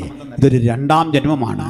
നാളുകൾക്കപ്പുറത്തെ കല്ലെറിയാൻ ചിലര് ഒരുമിച്ച് തടുത്തുകൂട്ടിയ കല്ലുകൾക്കിടയിൽ നിന്ന് എനിക്ക് പ്രാണനെ തിരിച്ചു തന്ന്, വീണ്ടെടുപ്പ് തിരിച്ചു തന്ന്, എൻ്റെ മേൽ ഒരു സുരക്ഷിതത്വത്തിന്റെ മുദ്ര വെച്ച് അയച്ചവനെ കാണാൻ ഞാനിവിടെ വന്നതെങ്കിൽ എന്നെ തകർക്കാൻ ആ മുദ്ര ഭേദിച്ച് ഒരുവനും സാധിക്കില്ല എന്ന ഉറപ്പിന്റെ രക്ഷകർത്തൃത്വം അവൻ എനിക്ക് പകർന്നു തന്നിട്ടുണ്ട്. ഈ വാഗ്ദത്തമുള്ള ദൈവമക്കളെ ഓർത്ത് ഞാൻ ദൈവത്തെ സ്തുതിക്കുന്നു. ഒരണുക്കൾക്കും തൊടാനാവാതെ, ഒരു ശത്രുവിനും തൊടാനാവാതെ, ഒരു ഭീകരനും തൊടാനാവാതെ എനിക്ക് മീതെ വെച്ചിട്ടുള്ള ആ മുദ്രയുടെ ബലത്തില ഞാൻ ഈ പ്രഭാതത്തിൽ ഈ കല്ലറയ്ക്ക് മുമ്പിലേക്ക് എത്തിച്ചേരുന്നത്. ഒന്നിനെയും ഭയമില്ലാതെ, പിശാചുക്കളെ ഭയമില്ലാതെ, പ്രേത കുടീരങ്ങളെ ഭയമില്ലാതെ, ചുറ്റും കേൾക്കുന്ന ശബ്ദങ്ങളെ ഭയമില്ലാതെ ഈ സ്ത്രീ ഒറ്റക്കൊറ്റയ്ക്ക് നടന്നു വരുമ്പോൾ നമുക്ക് ചോദിക്കാം, നീ എങ്ങനെ ഇവിടെ വരെ എത്തി? അവൾ പറയും, ഞാൻ കുറ്റാക്കുറ്റിരുട്ടത്ത് എൻ്റെ യാത്ര ആരംഭിച്ചതാ. കടവാതിലുകളുടെ ചിറകടി ശബ്ദം ഞാൻ കേൾക്കുന്നുണ്ട്. ഈ ശ്മശാന ഭൂമിയിൽ പിന്നെയും തൂക്കിയിട്ടിരിക്കുന്ന നിരവധി ക്രൂശിതന്മാരുടെ ശവശരീരം ചീഞ്ഞഴുകിയ അതിൻ്റെ നടുവിലൂടെ വരുമ്പോഴും എനിക്ക് ഭയമില്ലാത്തതിൻ്റെ കാരണം രണ്ടാ: തികഞ്ഞ സ്നേഹം ഭയത്തെ പുറത്താക്കുന്നു. യേശുവിനോടുള്ള തികവാർന്ന സ്നേഹം എൻ്റെ ഭയത്തെ മാറ്റിക്കളഞ്ഞു. എല്ലാ ഭയത്തോടും വിട പറഞ്ഞുകൊണ്ട് ജയാളിയായി ഞാൻ ഇവിടേക്ക് വരുമ്പോൾ എൻ്റെ ചുവട്ടടിയിൽ ഓരോ നടപ്പിലുമുണ്ട് ഒരു ജഗത്തിന്റെ അധികാരം. നമുക്കും ഇന്ന് ഈ ക്രൂശിതന്റെ അരികിലേക്ക് ചെല്ലുമ്പോൾ ഈ ജഗത്തിന്റെ ഒരു ശക്തി ചൈതന്യം നമ്മളിൽ വ്യാപരിക്കണം. അത് രോഗശാന്തിയായി, ദൈവകൃപയായി, ഞാനും നിങ്ങളും ഭയപ്പെട്ട ഇരുട്ടിന്റെ അനുഭവങ്ങളായി ജയമെടുക്കുവാൻ ബാധ്യസ്ഥരായ ദൈവമക്കളെ ഓർത്തുകൊണ്ട് ഞാൻ ദൈവത്തെ സ്തുതിക്കുന്നു. അകത്തും പുറത്തും ഇരുന്ന് വചനം കേൾക്കുന്ന പ്രിയപ്പെട്ടവരെ, ഭയം നിങ്ങളെ വിട്ടു പോകട്ടെ. നാളെയെ കുറിച്ചുള്ള ഭയം വിട്ടു പോകട്ടെ. ഭാവി സംബന്ധമായ ഭയം വിട്ടു പോകട്ടെ. രോഗസംബന്ധമായ ഭയം വിട്ടു പോകട്ടെ. ആർക്കല്ലുരുട്ടി നീക്കും എന്ന പ്രതിബന്ധങ്ങളെ തരണം ചെയ്യാനുള്ള ഭയം വിട്ടു പോകട്ടെ. പുത്തൻ നിറവോടെ, പുത്തൻ അഭിഷേകത്തോടെ നമുക്ക് ഈ കല്ലറയുടെ അരികിലേക്ക് എത്തണം. ഞാൻ വിളിച്ചു പറയും, ഇതേ സമയത്ത് തുറക്കപ്പെട്ട യെരൂശലേം ദേവാലയമില്ലേ, നൂറുകണക്കിന് സിനഗോഗുകളില്ലേ, മനുഷ്യൻ പ്രഭാത നമസ്കാരത്തിനായി കണ്ണു തുറന്ന് എഴുന്നേറ്റ് വരുന്ന സമയമല്ലേ, ചില കുളിച്ച് ശുദ്ധരായി ദേവാലയ കർമ്മങ്ങളിലേക്ക് പോകുകയല്ലേ. അവിടെയൊന്നും കാണാത്ത ദിവ്യപ്രഭയുടെ വെളിച്ചം നിങ്ങൾക്ക് കാണാൻ കഴിയുന്ന ഇടം ഈ കല്ലറയുടെ മുമ്പിലെങ്കിൽ യെരൂശലേം ദേവാലയത്തെക്കാൾ ഞങ്ങൾ വിലമതിക്കുന്നു. ക്രൂശിതനെ സംസ്കരിച്ച ഈ ഇടമെങ്കിൽ എവിടെയും കിട്ടാത്ത ദിവ്യ വെളിപ്പാടിന്റെ ഈ സമാഗമന കൂടാരം ഇന്ന് രാത്രി നമ്മുടെ മധ്യത്തിലുണ്ട്. ദൈവ തേജസ്സായി, ദൈവകൃപയായി വിശ്വസിക്കുന്ന പ്രിയപ്പെട്ടവർക്ക് അത് പുത്തൻ അഭിഷേകമായി ഇന്നിവിടെയുണ്ട്. ഈ 2006 ഒരു കൺവെൻഷൻ കൂടി കൂടുമ്പോൾ ദൈവമക്കളെ, ചടങ്ങുകളുടെ ആവർത്തനമല്ല, നാളെ ഈ നിറവിന്റെ ഒരു പുനരുൽപാദനം. നൂറുകണക്കിന് ദൈവമക്കൾക്ക് ചില പുത്തൻ പ്രചോദനം എനിക്കും ചിലതിൻ്റെ യേശുവിനായി ചെയ്യണം. ഇതുവരെയൊക്കെ നമ്മൾ എന്താ ചിന്തിച്ചത്? ഒരു യോഗത്തിന് ചെല്ലുമ്പോൾ, ഒരു പ്രാർത്ഥനയ്ക്ക് ചെല്ലുമ്പോൾ നമുക്ക് എന്തെങ്കിലും കിട്ടണം. അത് തെറ്റൊന്നുമല്ല. നമ്മളോടെല്ലാം പറയുന്നത് പ്രാപിച്ചോ പ്രാപിച്ചോ എന്നാണല്ലേ. പിടിച്ചോ പിടിച്ചോ, പ്രാപിച്ചോ പ്രാപിച്ചോ എന്നൊക്കെ പറഞ്ഞാണ് അല്ലേ. ഒരുത്തം കഴിഞ്ഞിടയ്ക്ക് പിടിച്ചോ പിടിച്ചോ. നമ്മൾ സാധാരണ ഈ പട്ടി അഴിച്ചു വിട്ടിട്ട് നമ്മളോട് ശത്രുക്കൾ പറയുന്ന പിടിച്ചോ പിടിച്ചോ എന്നല്ലേ. ഇതേ രീതിയിലൊക്കെ സ്റ്റേജിൽ നിന്ന് തട്ട് എന്തെല്ലാം കോമഡികൾ നമ്മളിന്ന് കാണണം. ഞാനല്ലേക്കൊന്നും പോകുന്നില്ല. അല്ലെങ്കിലും ഞാൻ ഈ ആഭ്യന്തര കാര്യങ്ങൾ ഇങ്ങനെയുള്ള സ്ഥലങ്ങളിൽ പറയാറില്ല. അതുകൊണ്ട് എനിക്ക് ആഭ്യന്തര ശത്രുക്കൾ ഇല്ലാതില്ല, അത് മറ്റൊരു സത്യം. എന്നാലും ബാഹ്യ ശത്രുക്കളും ആഭ്യന്തര ശത്രുക്കളും ഇഷ്ടം പോലുണ്ട്. നമ്മൾ ഈ കുടുംബരഹസ്യമൊക്കെ പറയേണ്ട സ്ഥലവും രീതിയുണ്ടല്ലേ. അതൊരു പരോക്ഷ ഭാഷയിലൊന്നും പറയുന്നതിന് കുഴപ്പമില്ല അല്ലേ. കുടുംബത്തകത്ത് തിരുത്താനുള്ളത് ഇങ്ങനെ കൺവെൻഷൻ അല്ല പറയുന്നത്. പൊക്കോട്ടെ, തിരിച്ചു വരാം. അപ്പോഴേ ഈ നമ്മുടെ ഇടയിൽ കിട്ടട്ടെ, ദൈവസ്ഥലിൽ നിന്ന് വല്ലതും കിട്ടണം, വല്ലതും ലഭിക്കണം. സത്യത്തിൽ എത്ര പേരെ ചിന്തിച്ചു എനിക്ക് വല്ലതും ദൈവത്തിനായി ചെയ്യണം? അങ്ങനെ ചിന്തിച്ചിട്ട് എത്ര നാളായി? എൻ്റെ മനസ്സ്, എൻ്റെ ശരീരം, എൻ്റെ സമ്പത്ത്, എൻ്റെ ഊർജം, എൻ്റെ അറിവ്, എൻ്റെ അന്വേഷണം, എൻ്റെ ജാഗ്രത, എൻ്റെ കുറവ്, എൻ്റെ രോഗം, എൻ്റെ ദൗർബല്യം, എൻ്റെ ദാരിദ്ര്യം, ഞാൻ എന്തായിരിക്കുന്നുവോ അത് സർവസ്വവും യേശുവിൻ്റെ പക്കലൊന്ന് വെക്കണം. പച്ചവെള്ളം പോലെ എനിക്കൊന്ന് പകരണം. ഒന്നുറപ്പാ, വീഞ്ഞാക്കി ജീവിത പ്രശ്നങ്ങളെ തിരിച്ചു തരുന്നവനാ കർത്താവ്. നമ്മുടെ പ്രാർത്ഥനയെല്ലാം പച്ചവെള്ളം പോലെ, രുചിയില്ല, മണമില്ല, ഗന്ധമില്ല. പക്ഷെ യേശു തൊട്ടാൽ അതിൻ്റെ രുചി മാറും, ഗന്ധം മാറും, നിറം മാറും, അനുഭവം മാറും. അതുകൊണ്ട് യേശുവിൻ്റെ അതിലേക്ക് വാ. വരുന്നെന്തിനാ? എനിക്ക് യേശുവിനായി ചിലത് ചെയ്യണം. ഞാൻ മറിയിലേക്ക് വരാം. അതിനുമ്പൊരു കാര്യം, 5 അപ്പവും 2 മീനും യേശുവിന് കൊടുത്ത ഒരു ബാലനുണ്ട്. സാധാരണഗതിയിൽ ഒരു ബാലൻ ഈ 5 യവത്തപ്പവും 2 മീനും കഴിക്കുമോ? അങ്ങനെ കഴിക്കുന്ന കുഞ്ഞുങ്ങളുണ്ടെങ്കിൽ അങ്കിളിനോട് ക്ഷമിക്കണം, ഞാൻ നിന്നെ അല്ല ഉദ്ദേശിച്ചത്. മനസ്സിലായോ? അവളുമാർ രണ്ടുപേരോടും ചിരിക്കുന്നു. കുഴപ്പമില്ല, നിങ്ങൾ ശാന്തമായിട്ട് കേൾക്കില്ലേ. ചിലടത്ത് കുഞ്ഞുങ്ങളുടെ ബഹളം കാരണം ഒന്നും പറ്റിയല്ല. ചിലടത്ത് അവൾ പ്രസംഗിക്കാൻ നിൽക്കുക, കുഞ്ഞുങ്ങളുടെ പരിപാടി കണ്ടാൽ ലോകത്തിലേക്ക് വരാനുള്ള എതിർ ക്രിസ്തു ഇവൻ തന്നെയാണോ നമ്മൾ സംശയിച്ചിട്ടുണ്ട്. പിന്നെ അന്നേരം അത് പറയല്ല, എന്ത് മാന്യമായിട്ടോ കുഞ്ഞുങ്ങളിരിക്കുന്നത്. നല്ല മക്കൾ ഇങ്ങോട്ട് ശ്രദ്ധിച്ചിരിക്കും. ആ വെളിപ്പാട് 13 പറയുന്ന ഇവൻ തന്നെയാണോ എന്ന് പലയിടത്തും തോന്നിയിട്ടുണ്ട്. ഇത് വളരെ വ്യത്യാസം. പോട്ടെ. അപ്പോഴേ പിന്നെ ചില മുതിർന്നവർ ആ ഒരു കോലത്തിലൊക്കെ വരും, അത് വേറെ വിഷയം. പോട്ടെ.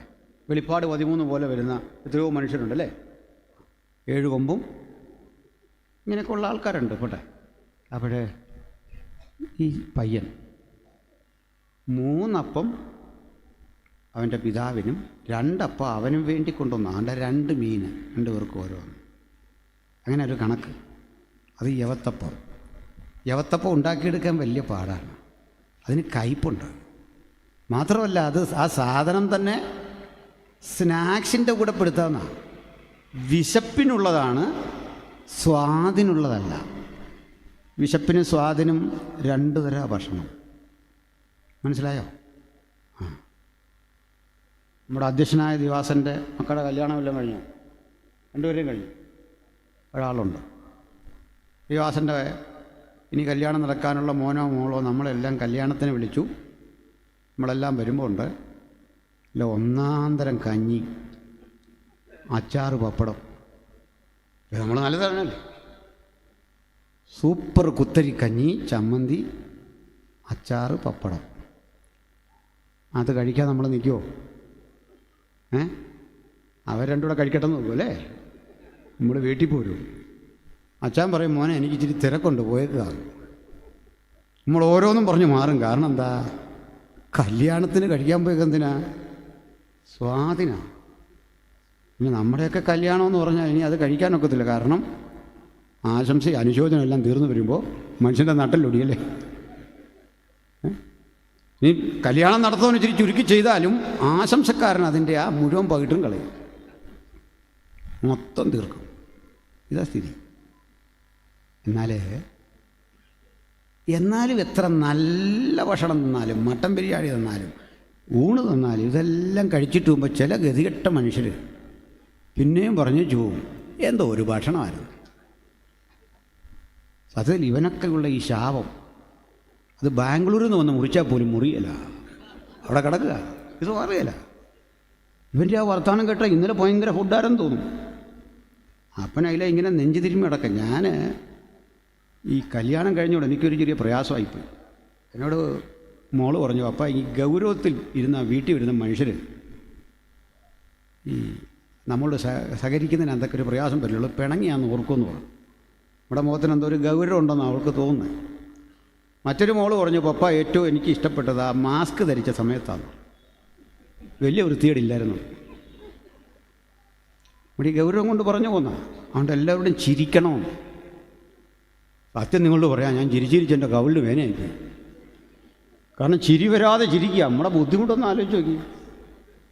കാരണം ചിരിച്ചില്ല ഇവൻ കഴിക്കാൻ പോകും, അത് വലിയ പാടാണ് അല്ലേ. നമ്മളൊക്കെ ആൾക്കാരുടെ പരിപാടി എന്ന് പറഞ്ഞാൽ ചിരിക്കണം, കൈ കൊടുക്കണം. എവിടുന്ന് ഈ കല്യാണം നടത്തുന്നവൻ്റെ ബുദ്ധിമുട്ടറിയോ? അവനതിലിങ്ങനെ നെഞ്ചും തിരുമ്മി നടക്കുക. അന്നേരം നമ്മൾ പറയാണ്, പഴം ഒത്തില്ല, ഐസ്ക്രീം ഒത്തില്ല, അങ്ങ് പോയേക്കെ ഒന്ന് അനുഗ്രഹിച്ചിട്ട് പോവല്ല. നമ്മുടെ ആൾക്കാർ രോഗിയെ കാണാൻ ചെന്നാൽ കണ്ടോ, 1 കിലോ ഓറഞ്ചും കൊണ്ട് അങ്ങോട്ട് ചെല്ലും. ആ ഓറഞ്ച് അവിടോട്ട് വെച്ചിട്ട് ആ സ്കാനിങ് റിപ്പോർട്ടെല്ലാം എടുത്ത് നോക്കിയിട്ട് പറയാം, ഞങ്ങൾക്ക് ഇതുപോലൊരു അപ്പച്ചനുണ്ടായിരുന്നു, കഴിഞ്ഞ മാസം മരിച്ചു പോയെന്ന്. ഇതേ രോഗം. നീ എന്തിനു പോയതാ ഈ ഓറഞ്ചും മേടിച്ച്? ഒരാശ്വാസവും കൊടുക്കുകയില്ല. അപ്പോഴേ സ്വാദിനുള്ള ഭക്ഷണം വേറെ, സ്നാക്സ് വേറെ. ഒന്ന് കഴിക്കുക അല്ലേ? മനസ്സിലായില്ല? അത് ആദ്യത്തെ മനസ്സിലായി. ഒരു മരണ വീട്ടിൽ നമ്മൾ ചെന്നു. ആ ചായയും ബണ്ണും ഒക്കെ കഴിച്ചിട്ട്, വട കഴിച്ചിട്ട് നമ്മൾ പറയുക, എന്തോ ഒരു വടയായിരുന്നു. അപ്പോൾ അവിടുത്തെ അച്ഛൻ പറയാണോ, ഇന്നിങ്ങനെ പോട്ടെ, ഇനി അവസരം വരുന്നുണ്ടല്ലോ. ഒരു ദിവസം കൊണ്ട് നേരം വെളുക്കല്ല. നമ്മുടെ വീട്ടിൽ കുറേ കുട്ടികൾ എല്ലാം വന്ന് അടുത്ത വീട്ടിലൊരു അപ്പച്ചനെ പരിചയപ്പെട്ടു. ഈ വന്നന്മാർക്കിടയിൽ ഒരു കുസൃതിക്കാരൻ ഈ അപ്പച്ചനെ ഭയങ്കര വർത്തമാനമെല്ലാം പറഞ്ഞിട്ട് അങ്ങോട്ട് തിരിച്ചു വന്ന് ഈ അപ്പച്ചനോട് പറയുക, താമസിക്കാതെ ഞങ്ങൾ ഒന്നുകൂടെ വരും അപ്പച്ച,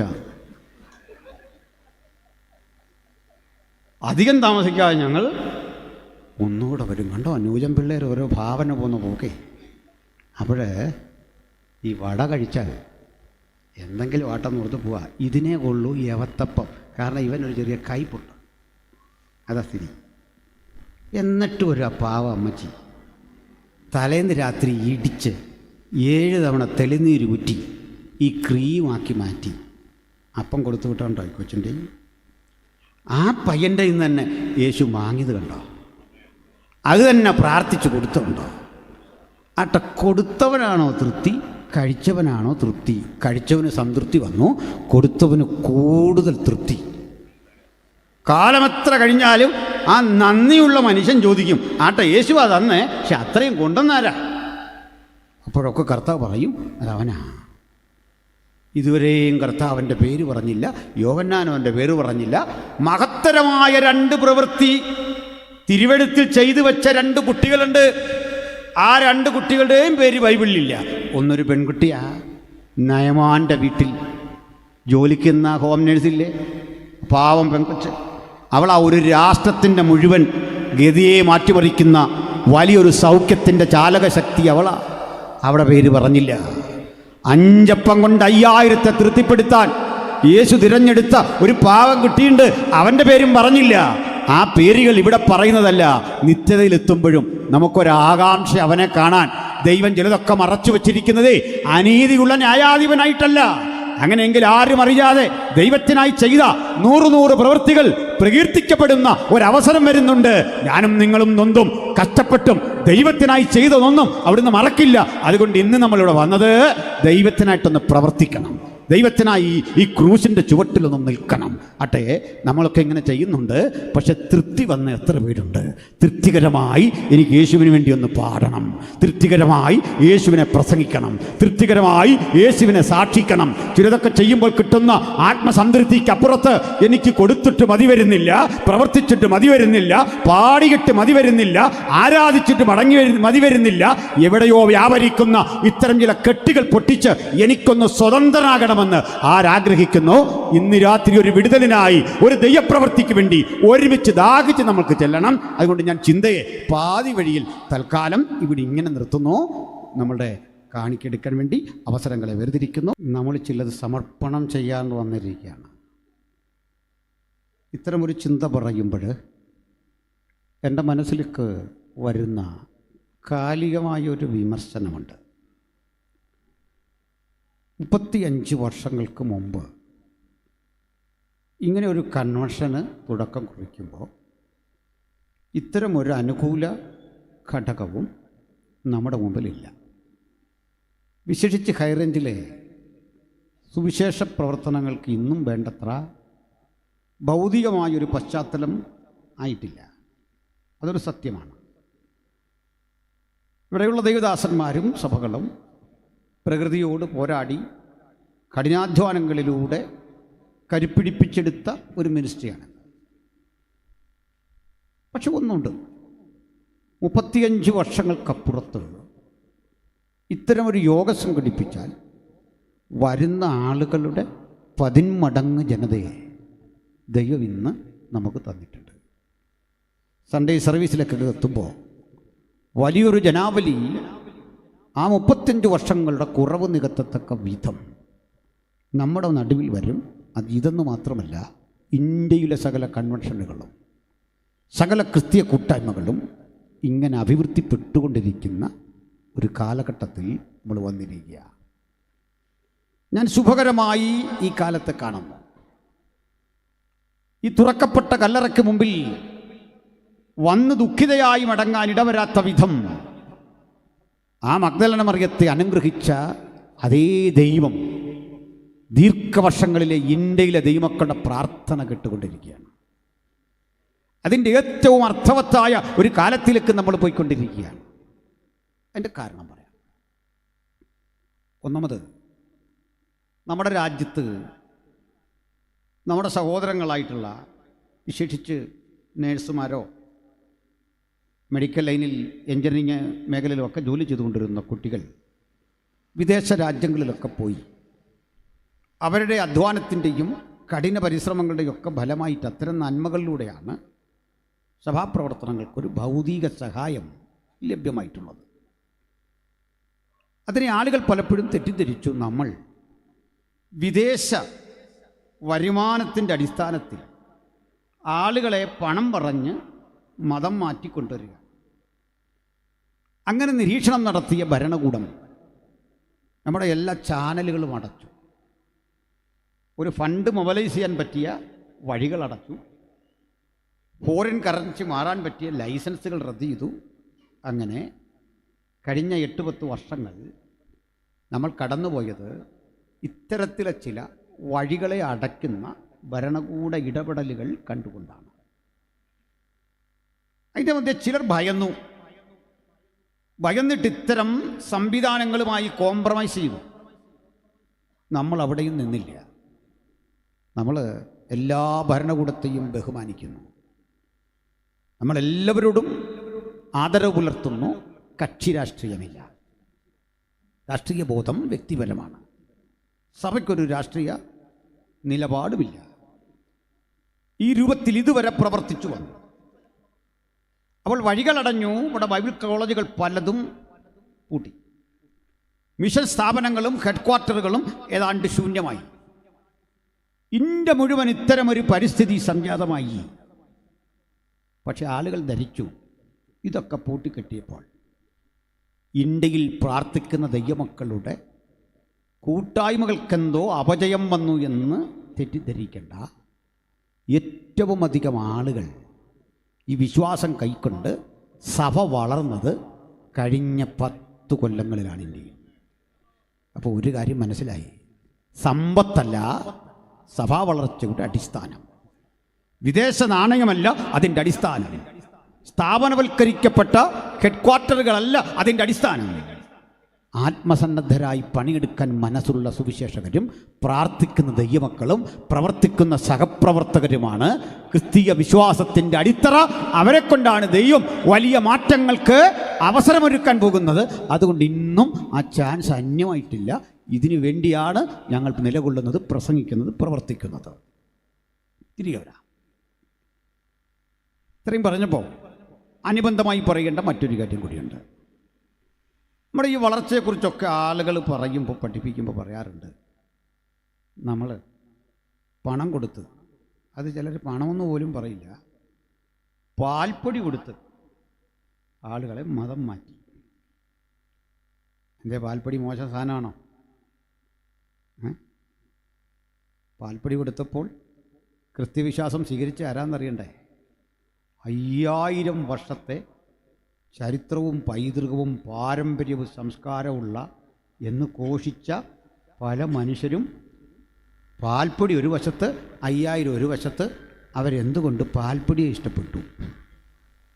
ഒക്കെ പഠിക്കേണ്ട വിഷയമാണ്. പാൽപ്പൊടിയാണെങ്കിൽ സ്വയം ചെറുതാകല്ലേ.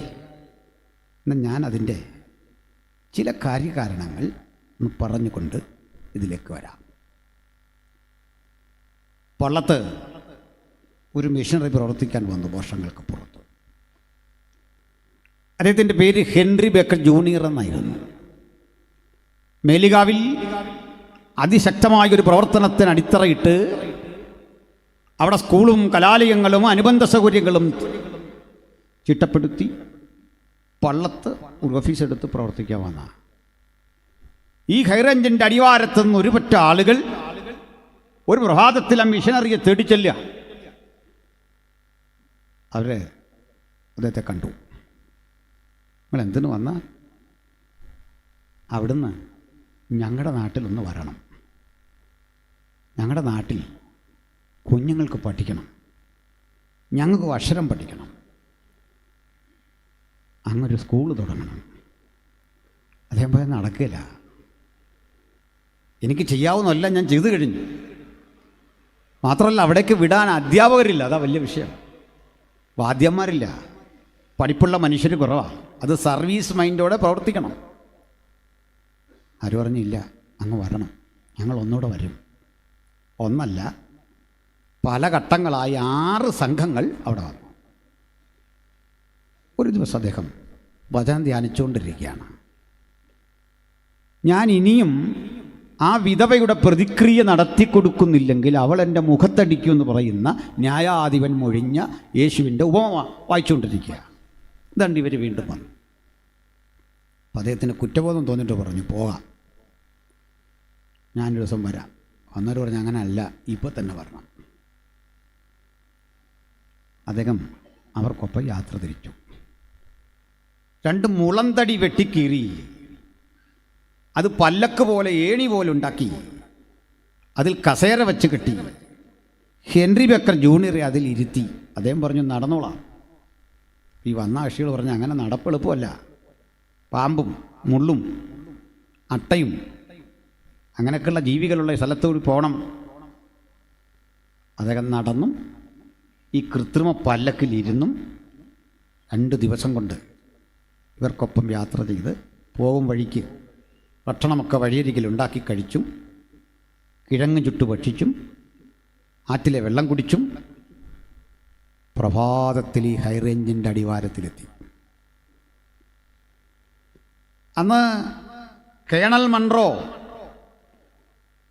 കാടമൻ ടി എസ്റ്റേറ്റിലേക്ക് പോകാനുള്ള ഒരു കാളവണ്ടിപ്പാത ഒരുക്കി പാതി വഴിയിലെത്തി നിൽക്കുന്ന കാലമാണ്. ഈ കേണൽ മൺറോയ്ക്കൊരു പ്രത്യേകതയുണ്ട്. അദ്ദേഹത്തിൻ്റെ പുത്രനാണ് കേരളത്തിൽ ആദ്യത്തെ ഭൂമി ഇടപാട് നടത്തിയ ആൾ. ഭൂമി ഇടപാടെന്ന് പറഞ്ഞാൽ കേരളം കണ്ട ആദ്യത്തെ ആധാരം നടന്നത് ഇടുക്കി ജില്ലയിലെ മൂന്നാറിലാണ്. മൂന്നാറിലെ 3000 ഏക്കർ തോമസ് മൺറോ എന്ന കൊച്ചുമകന് എഴുതി പേരിക്കൂട്ടുമ്പോൾ ആദ്യത്തെ ആധാരം ഇവിടെ നടന്നു. ആ ആധാരത്തിൽ 1 സെൻറ്റ് സ്ഥലത്തിൻ്റെ വില എന്ന് പറഞ്ഞത് 4 അണയാണ്. 4 അണ എത്രയാണെന്നറിയോ? 25 പൈസ. അറിയാമായിരുന്നു? ചിലർക്കറിയാം, പ്രായം അത്ര ആയില്ലെന്ന് അറിയിക്കാൻ. അടവൊക്കെ എനിക്ക് മനസ്സിലായി, അണയുടെ കണക്കൊന്നും ഞങ്ങൾക്ക് അറിയത്തില്ല. 4 അണയായിരുന്നു 1 സെൻറ്റ് സ്ഥലത്തിൻ്റെ വില. അപ്പം ഈ കണക്കവിടെ ഇരിക്കട്ടെ, എനിക്ക് വേറെ ചിലവ് പറയാനുണ്ട്, ശ്രദ്ധിക്കണം. അങ്ങനെ സായിപ്പ് വന്ന് ഒരു പ്രഭാതത്തിൽ ഹൈറേഞ്ചിൻ്റെ അടിവാരത്ത് നിൽക്കുമ്പോൾ വെള്ള കളറുള്ള ഒരു പറ്റം പക്ഷികൾ പറക്കുന്നു. സ്വാൻ എന്ന ഇംഗ്ലീഷിൽ പറയുക. സ്വാൻ, യാക്കൂബിനറിയാം സ്വാൻ എന്ന് പറഞ്ഞു. കാരണം സ്വാൻ ഓഫ് ഏവൻ, ഏവനിലെ രാപ്പാടി എന്നൊരാളെ പഠിച്ചിട്ടുണ്ട്, ഷേക്സ്പിയറാണ്. സ്വാൻ, ആ സ്വാൻ എന്നൊക്കെ പറഞ്ഞ് പഠിച്ച കക്ഷി നമ്മുടെ ആളുകളോട് ഇവിടെ ചോദിച്ചു, ഈ പറക്കുന്ന പക്ഷിയുടെ പേരെന്താ? ഇദ്ദേഹത്തിന് മലയാളം അറിയാം, ഈ പക്ഷിയുടെ പേരറിയില്ല. ആരോ പറഞ്ഞു മുണ്ടി എന്നാണ് പറയുക. അങ്ങനെ ആ സ്ഥലത്തിന് അദ്ദേഹം ഇട്ട പേരാണ് മുണ്ടിക്കയം. അതാ മുണ്ടക്കയമായത്, ഹൈറേഞ്ചിൻ്റെ അടിവാരം. ആളുകളെ വിളിച്ചുകൂട്ടി, മുള വെട്ടി, വഴിയോരത്ത്, നടവഴിയോരത്ത് ഓലമെഞ്ഞൊരു ഷെഡുണ്ടാക്കി. അങ്ങ് കോട്ടയത്ത് നിന്ന് പ്രതിമാസം കോതമ്പ് എത്തിക്കണം, പാൽപ്പൊടി എത്തിക്കണം, പഠിക്കുന്ന കുട്ടികൾക്ക് വസ്ത്രം എത്തിക്കണം. കാരണം അന്നത്തെ ശരാശരി മലയാളിയുടെ വസ്ത്രം കൂമ്പ് പാളകളാണ്. അതുകൊണ്ട് ജൗളിക്കടയും കുറവ്. ആർക്ക് വേണ്ടിയത്? മനസ്സിലായില്ലേ? ഇതാ സ്ഥിതി. പുരോഗതിഭാഷ ഇതൊക്കെ എന്നെക്കൊണ്ട് അധികം പറയിപ്പിക്കാതിരിക്കാൻ നല്ലത്. അപ്പോൾ അത് ഞാൻ വീഡിയോ ചെയ്തിട്ടിട്ടുണ്ട്, അത്യാവശ്യക്കാർ കേട്ടാൽ മതി, കണ്ടാൽ മതി. ഇതാണൊരവസ്ഥ. ഇവർക്ക് അത്യാവശ്യ വസ്ത്രം, ഒരു തോർത്തുമുണ്ട്, സോപ്പ്, ഇതൊക്കെ കൊടുക്കണം. വാദ്യമാർക്കിടെ താമസിക്കണം. കാരണം ആഴ്ച വന്നു പോകാനൊന്നുള്ള വഴിയില്ല. ഹെൻറി ബെക്കർ കേണൽ മൺറോയെ ബന്ധപ്പെട്ടിട്ട് പറഞ്ഞു, ആ കാടമൻ എസ്റ്റേറ്റിലേക്കുള്ള വഴി നമുക്കൊന്ന് വിപുലമാക്കണം, ഞങ്ങളും കൂടാം. ഇങ്ങനെ കോട്ടയത്തുനിന്നൊരു റോഡ് വെട്ടാൻ. റോഡ് വെട്ടി വെട്ടി വരുമ്പോൾ ഒരു കുഞ്ഞു മല, ആ മല അങ്ങനെ കടന്ന് കയറി വരണമെങ്കിൽ അല്പം പാട്. എല്ലായിടത്തും മുളങ്കാടാണ്. മുളങ്കാടുകളെ കേന്ദ്രീകരിച്ച് സർപ്പക്കാവുണ്ടെന്നും അതിനകത്ത് കടക്കരുതെന്നും പാമ്പ് കടിക്കുമെന്നൊക്കെ ഭയപ്പെട്ടിരുന്നൊരു കാലം. എന്നൊക്കെ മനുഷ്യന് പാമ്പിനെ പേടിയായി. ഇപ്പോൾ പാമ്പിനെ അതിഥി എന്നാണ് വിളിക്കുന്നത്. നമുക്കൊരു അതിഥി ഉണ്ടെന്ന് നമ്മളൊക്കെ ചർച്ചയിൽ പറയും. നമുക്കൊരു അതിഥി ഉണ്ടെന്ന് പറഞ്ഞാൽ ഒരു പാസ്റ്റർ ഗസ്റ്റ് ഉണ്ടെന്ന് അതിൻ്റെ അർത്ഥം. കണ്ടോ, കാലം മാറുന്നതിനനുസരിച്ച് അർത്ഥം മാറുക. ഇതിപ്പോൾ ഒരു അതിഥി ഉണ്ടെന്നൊക്കെ പറഞ്ഞാൽ പിള്ളേർ ക്യാമറയും കൊണ്ട് വരും അതിഥിയെ കാണാൻ. മറ്റേ സാധനമാണ്. അപ്പോൾ പാമ്പുണ്ട്, ആരും കയറുകയില്ല. ഭക്തി, ഭയം, നൂറും പാലും ഒക്കെ വെച്ച് പാമ്പിനെ സേവിക്കുക മനുഷ്യർ. അപ്പോൾ ഈ ഹെൻറി ബേക്കർക്ക് മനസ്സിലായി പേടി കാരണം ഇമാരിനകത്ത് കയറുകയില്ല. പാമ്പിനേക്കാൾ പേടി അവിടെ വസിക്കുന്ന ഭൂതപ്രേതാത്മാക്കൾ ഉപദ്രവിക്കുന്നുള്ള പേടി. ഹെൻറി ബേക്കർ പിറ്റേന്ന് ഒരു നാഴി നിറച്ച് പൊന്ന്, ചെറിയ നാണയം, അതുകൊണ്ടൊന്ന് എല്ലാവരെയും കാണിച്ചു. ഒരു നാഴി പൊന്നെ അങ്ങോട്ട് വാരിയെടുത്ത് ഈ മുളങ്കാട്ടിലേക്ക് അങ്ങ് എറിഞ്ഞു. ഇറ്റിയ കോടായി വാക്കത്തി പിച്ചാത്തിയൊക്കെ ആയിട്ട് ആളുകൾ അകത്ത് കയറി. പാമ്പിനെയും പേടിയില്ല, ഒന്നിനും പേടിയില്ല, പൊന്നിനോടുള്ള ആർത്തി കൊണ്ട്. അങ്ങനെ മുളങ്കാടുകൾ വെട്ടിത്തെളിച്ച് വഴി സുഗമമാക്കി. ആ സ്ഥലത്തിൻ്റെ പേരാ പൊൻകുന്നം. മനസ്സിലായോ? പൊന്ന് നിറഞ്ഞു കിടക്കുന്ന കുന്ന്, പൊൻകുന്നം. അങ്ങനെ ഇവിടെ വരെ വന്നു. ഇങ്ങനെ വെട്ടിയതാ KK റോഡ്. അതിൻ്റെ സൈഡിൽ നിന്ന് നമ്മളൊരു പരസ്യവും നടത്തുക. വന്നിട്ട് ഒരുത്തും പറയാ, പോടാ നീ പോടാ. ഏവൻ യാരുടെ എന്നെ ഓടിക്കാൻ? ഇത് വെട്ടിയ പൈതൃകം ഉള്ളവനാ ഇവിടെ നിന്ന് ഈ പ്രസംഗിക്കുന്നത്. നീ ലിങ്ക് ഇങ്ങോട്ടൊന്ന് കണക്ട് ചെയ്ത് നോക്കിയാൽ മനസ്സിലാവും. നമ്മളോ ആർജവുമില്ല അതിൻ്റെ മുമ്പിൽ നിന്ന് ആർക്കും പ്രസംഗിക്കാൻ. സുവിശേഷത്തിൻ്റെ വ്യാപനത്തിനാ ഈ ജോലിയൊക്കെ ചെയ്തേ. അങ്ങനെ വിദ്യാഭ്യാസപരമായ വളർച്ച ഒരിടത്ത് സംജാതമായപ്പോൾ മറ്റു ചില കാഴ്ചകൾ, അതിലൊന്ന് കേട്ടാൽ ആരുടെ ഹൃദയം നിറയും. അന്ന് തിരുനക്കര ചന്ത ഒരടിമച്ചന്തയാണ്. തിരുനക്കര ചന്തയിൽ ഒരടിമയുടെ വില 3 ഉറുപ്പിക. അതിനാണ് ഞാൻ സ്ഥലത്തിൻ്റെ വില പറഞ്ഞ്. 1 സെൻറ്റ് ഭൂമിക്ക് 25 പൈസ, ഒരടിമയുടെ വില 3 രൂപ. ആ അടിമ ചങ്ങനാശ്ശേരി മാർക്കറ്റിലെത്തുമ്പോഴേക്കും 3 രൂപ 50 പൈസയാവും. അത്ഭുതം അതല്ല. ആ അടിമയെ അങ്ങ് മല്ലപ്പള്ളി ചന്തയിലെത്തിക്കുമ്പോൾ 21 രൂപ കിട്ടും. അതെന്താ ഇത്രയും പെട്ടെന്ന് കൂടുന്നറിയണ്ടേ? ഈ അടിമകളെ 7-8 പേരെ മേടിച്ചുകൊണ്ട് ഒരു മുതലാളി വലിയ പണം കിട്ടുമെന്ന മോഹത്തിൽ പോകുന്ന വഴിക്ക് ഇവന്മാരൊത്തുകൂടി ഇവനെ തട്ടും. അങ്ങനെ പ്രാണരക്ഷാർത്ഥം ചെയ്യുന്ന. അപ്പോൾ ഭയങ്കര സാഹസികതയാണ് ഇയാളിനെ അവിടെ എത്തിക്കുന്നത്. അതുകൊണ്ട് ഇവിടുത്തെ അടിമയ്ക്ക് മൂല്യം കൂടുതലാണ്. ഇതൊക്കെ 100 കൊല്ലം മുമ്പ് ഈ കേരളം അനുഭവിച്ച യാഥാർത്ഥ്യമായി പറഞ്ഞു വരുന്നത്. ഒരടിമ, അവൻ്റെ ഭാര്യ, അവരെ തിരുനക്കര വിൽക്കാൻ പോവാ. അടിമക്കുടിലുകളിലൊക്കെ വാർത്ത വരുന്നപ്പോൾ തൊട്ടടുത്ത് 2 വീടുകളുണ്ട്, കുടില. അതിലൊരടിമയെ ഈ വിൽക്കുന്ന മനുഷ്യനും തമ്മിൽ ഭയങ്കര ശത്രുക്കളാണ്. എന്നും ചീത്ത, എന്നും അടി, എന്നും പ്രശ്നം. എങ്കിൽ ഈ വിറ്റ് പോകുന്ന മനുഷ്യൻ ഒന്ന് യാത്ര പറയാൻ ചെന്നു. കൂട്ടുകാരാ, നമ്മളൊത്തിരി വഴക്കുമൊക്കെ ഉണ്ടായരാ. എന്നെയും ഭാര്യയും വിറ്റു. ഞങ്ങൾ നാളെ പോവാ. മക്കൾ 2 പേരുണ്ട്. അവരെ എവിടെ കളയണമെന്നൊരു പിടിയില്ല. ഒരുവൻ 7 വയസ്സാ, ഒരുവൻ 1.5 വയസ്സാണ്. ഇതൊക്കെ ചരിത്രത്തിലുള്ള, ചുമ്മാ കെട്ടുകഥ പറയല്ല. കുടിച്ചെന്നും ചീത്ത പറയുന്ന ആ മനുഷ്യൻ പൊട്ടിക്കരഞ്ഞുകൊണ്ട് പറഞ്ഞു, കൂട്ടുകാരാ, എന്നെയും ഒരു ദിവസം വിൽക്കാനുള്ള. നമ്മൾ എന്തൊക്കെയോ പറഞ്ഞു, തല്ലുകൂടി, എന്നും നമ്മൾ വഴക്കായിരുന്നു. പക്ഷേ നിങ്ങൾ പിരിയുമ്പോൾ സഹിക്കാൻ വയ്യ. ആ മക്കളെ ഞങ്ങൾ നോക്കും. ഞങ്ങൾക്ക് പ്രാണനുള്ളിടത്തോളം, ഞങ്ങൾ വിൽക്കുന്നിടത്തോളം നുള്ളി മേല് നോവിക്കില്ല. എൻ്റെ മക്കളെ തല്ലിയാലും തല്ലില്ല. നീ എന്നേക്ക് ആ രാത്രി അപ്പനും അമ്മയ്ക്കും ഈ അയൽക്കാർക്കും ഉറക്കമില്ല. നാളെ വിലപേശി വിൽക്കുക.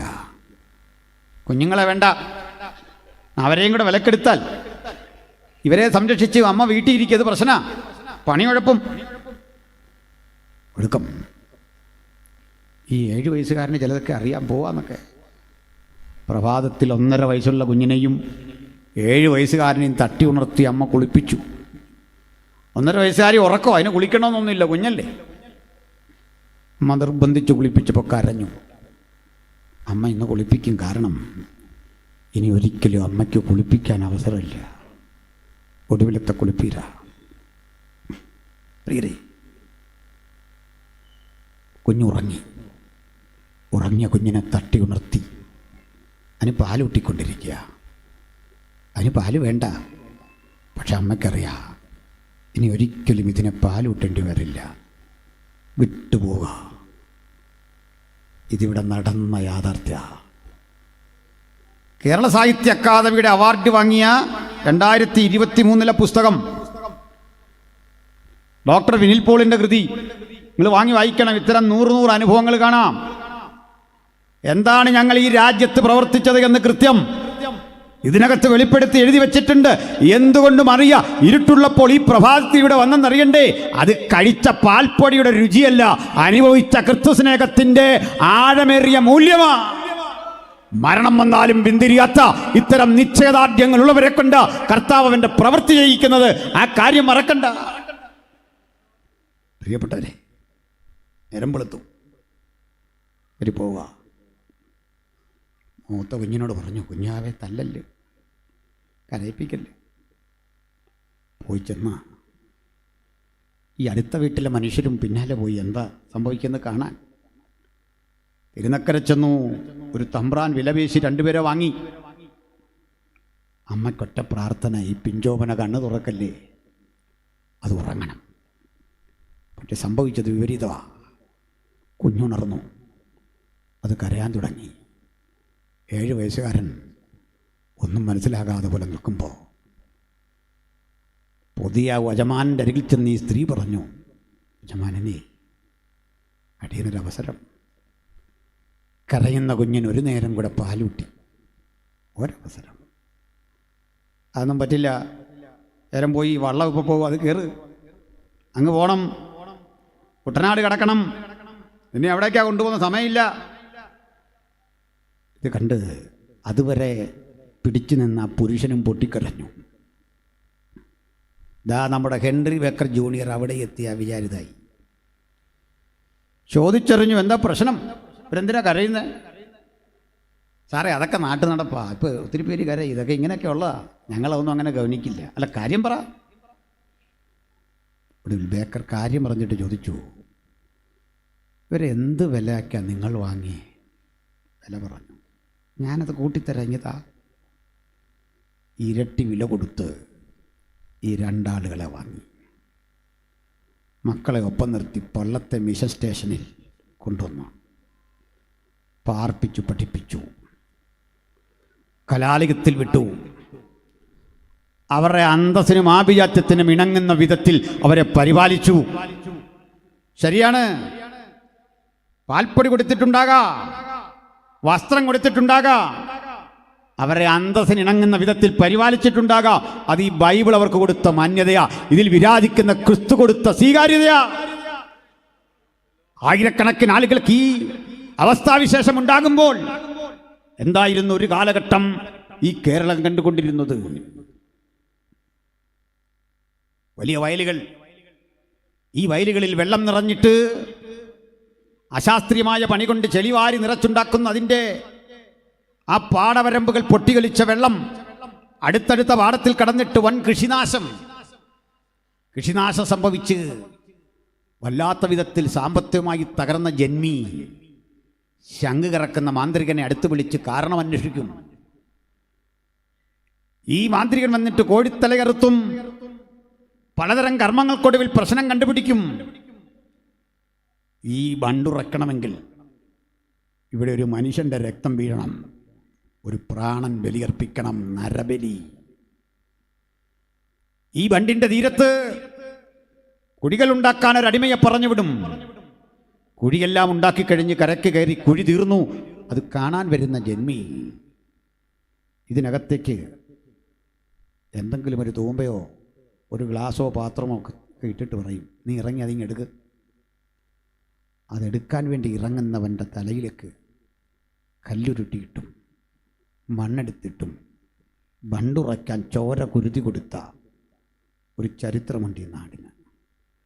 അങ്ങനെ ആ കണ്ണൻ ചിറയുണ്ടായത്, ചീരൻ ചിറയുണ്ടായത്, ചാത്തൻ കേരി ഉണ്ടായത്, ചങ്ങനാശ്ശേരി ഉണ്ടായത്. കണ്ണനെ ചവിട്ടിത്താഴ്ത്തി കണ്ണൻ ചിറയുണ്ടായി, ചീരനെ ചവിട്ടിത്താഴ്ത്തി ചീരൻ ചിറയുണ്ടായി, ചാത്തനെ കൊന്ന് കൊല വിളിച്ച ഇടത്ത് ചാത്തൻ കേരിയുണ്ടായി. ചങ്ങനാശ്ശേരി ഭാഗത്തൊക്കെ ചെന്ന സ്ഥലങ്ങളുടെ പിന്നിലെ, സ്ഥലനാമത്തിൻ്റെ പിന്നിലെ കാരണമിതാ. അവിടെ വീണ് കിടക്കുന്ന നൂറുകണക്കിന് നിരപരാധികളുടെ രക്തം പ്രതികാരത്തിനായി നിലവിളിച്ച് ഈ രാജ്യം പുലർത്തിപ്പോരുന്ന ഇത്തരം മ്ലേച്ഛതകളുടെ മീതെ ദൈവത്തിൻ്റെ പ്രതികാരം വരാതിരിക്കാൻ ഒറ്റ കാരണം പ്രാർത്ഥിക്കുന്ന ദൈവമക്കളുടെ സാന്നിധ്യമാ. മനസ്സിലാക്കിക്കൊണ്ടിരിക്കണം. ഈ അവസ്ഥയിൽ നിന്ന് നാടിനെ മാറ്റിയെടുത്ത് സ്വാതന്ത്ര്യത്തിന്റെ ശുദ്ധമായി ശ്വസിക്കാൻ മനുഷ്യരാശിക്ക് അവസരം കൊടുത്ത അതുല്യ കൃതിയുടെ പേരാ വിശുദ്ധ ബൈബിൾ. ഇതിൽ വിരാജിക്കുന്ന നസ്രായനായ യേശുവിനെയും ആ സുവിശേഷത്തിന്റെ മഹിമയെ ഉയർത്തിക്കാട്ടി അന്തസ്സോടെ ആഭിജാത്യത്തോടെ ഞങ്ങൾ വിളിച്ചു പറയുന്നു, മറ്റൊരുവരിലും രക്ഷയില്ല.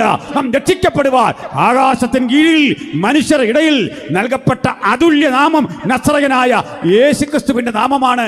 അതുകൊണ്ട് തെരുവോരങ്ങളിൽ യേശുവിന് ഉയർത്തപ്പെടുന്ന പ്രസംഗകർ ഒറ്റപ്പെട്ടുവെന്ന് ധരിക്കണ്ട.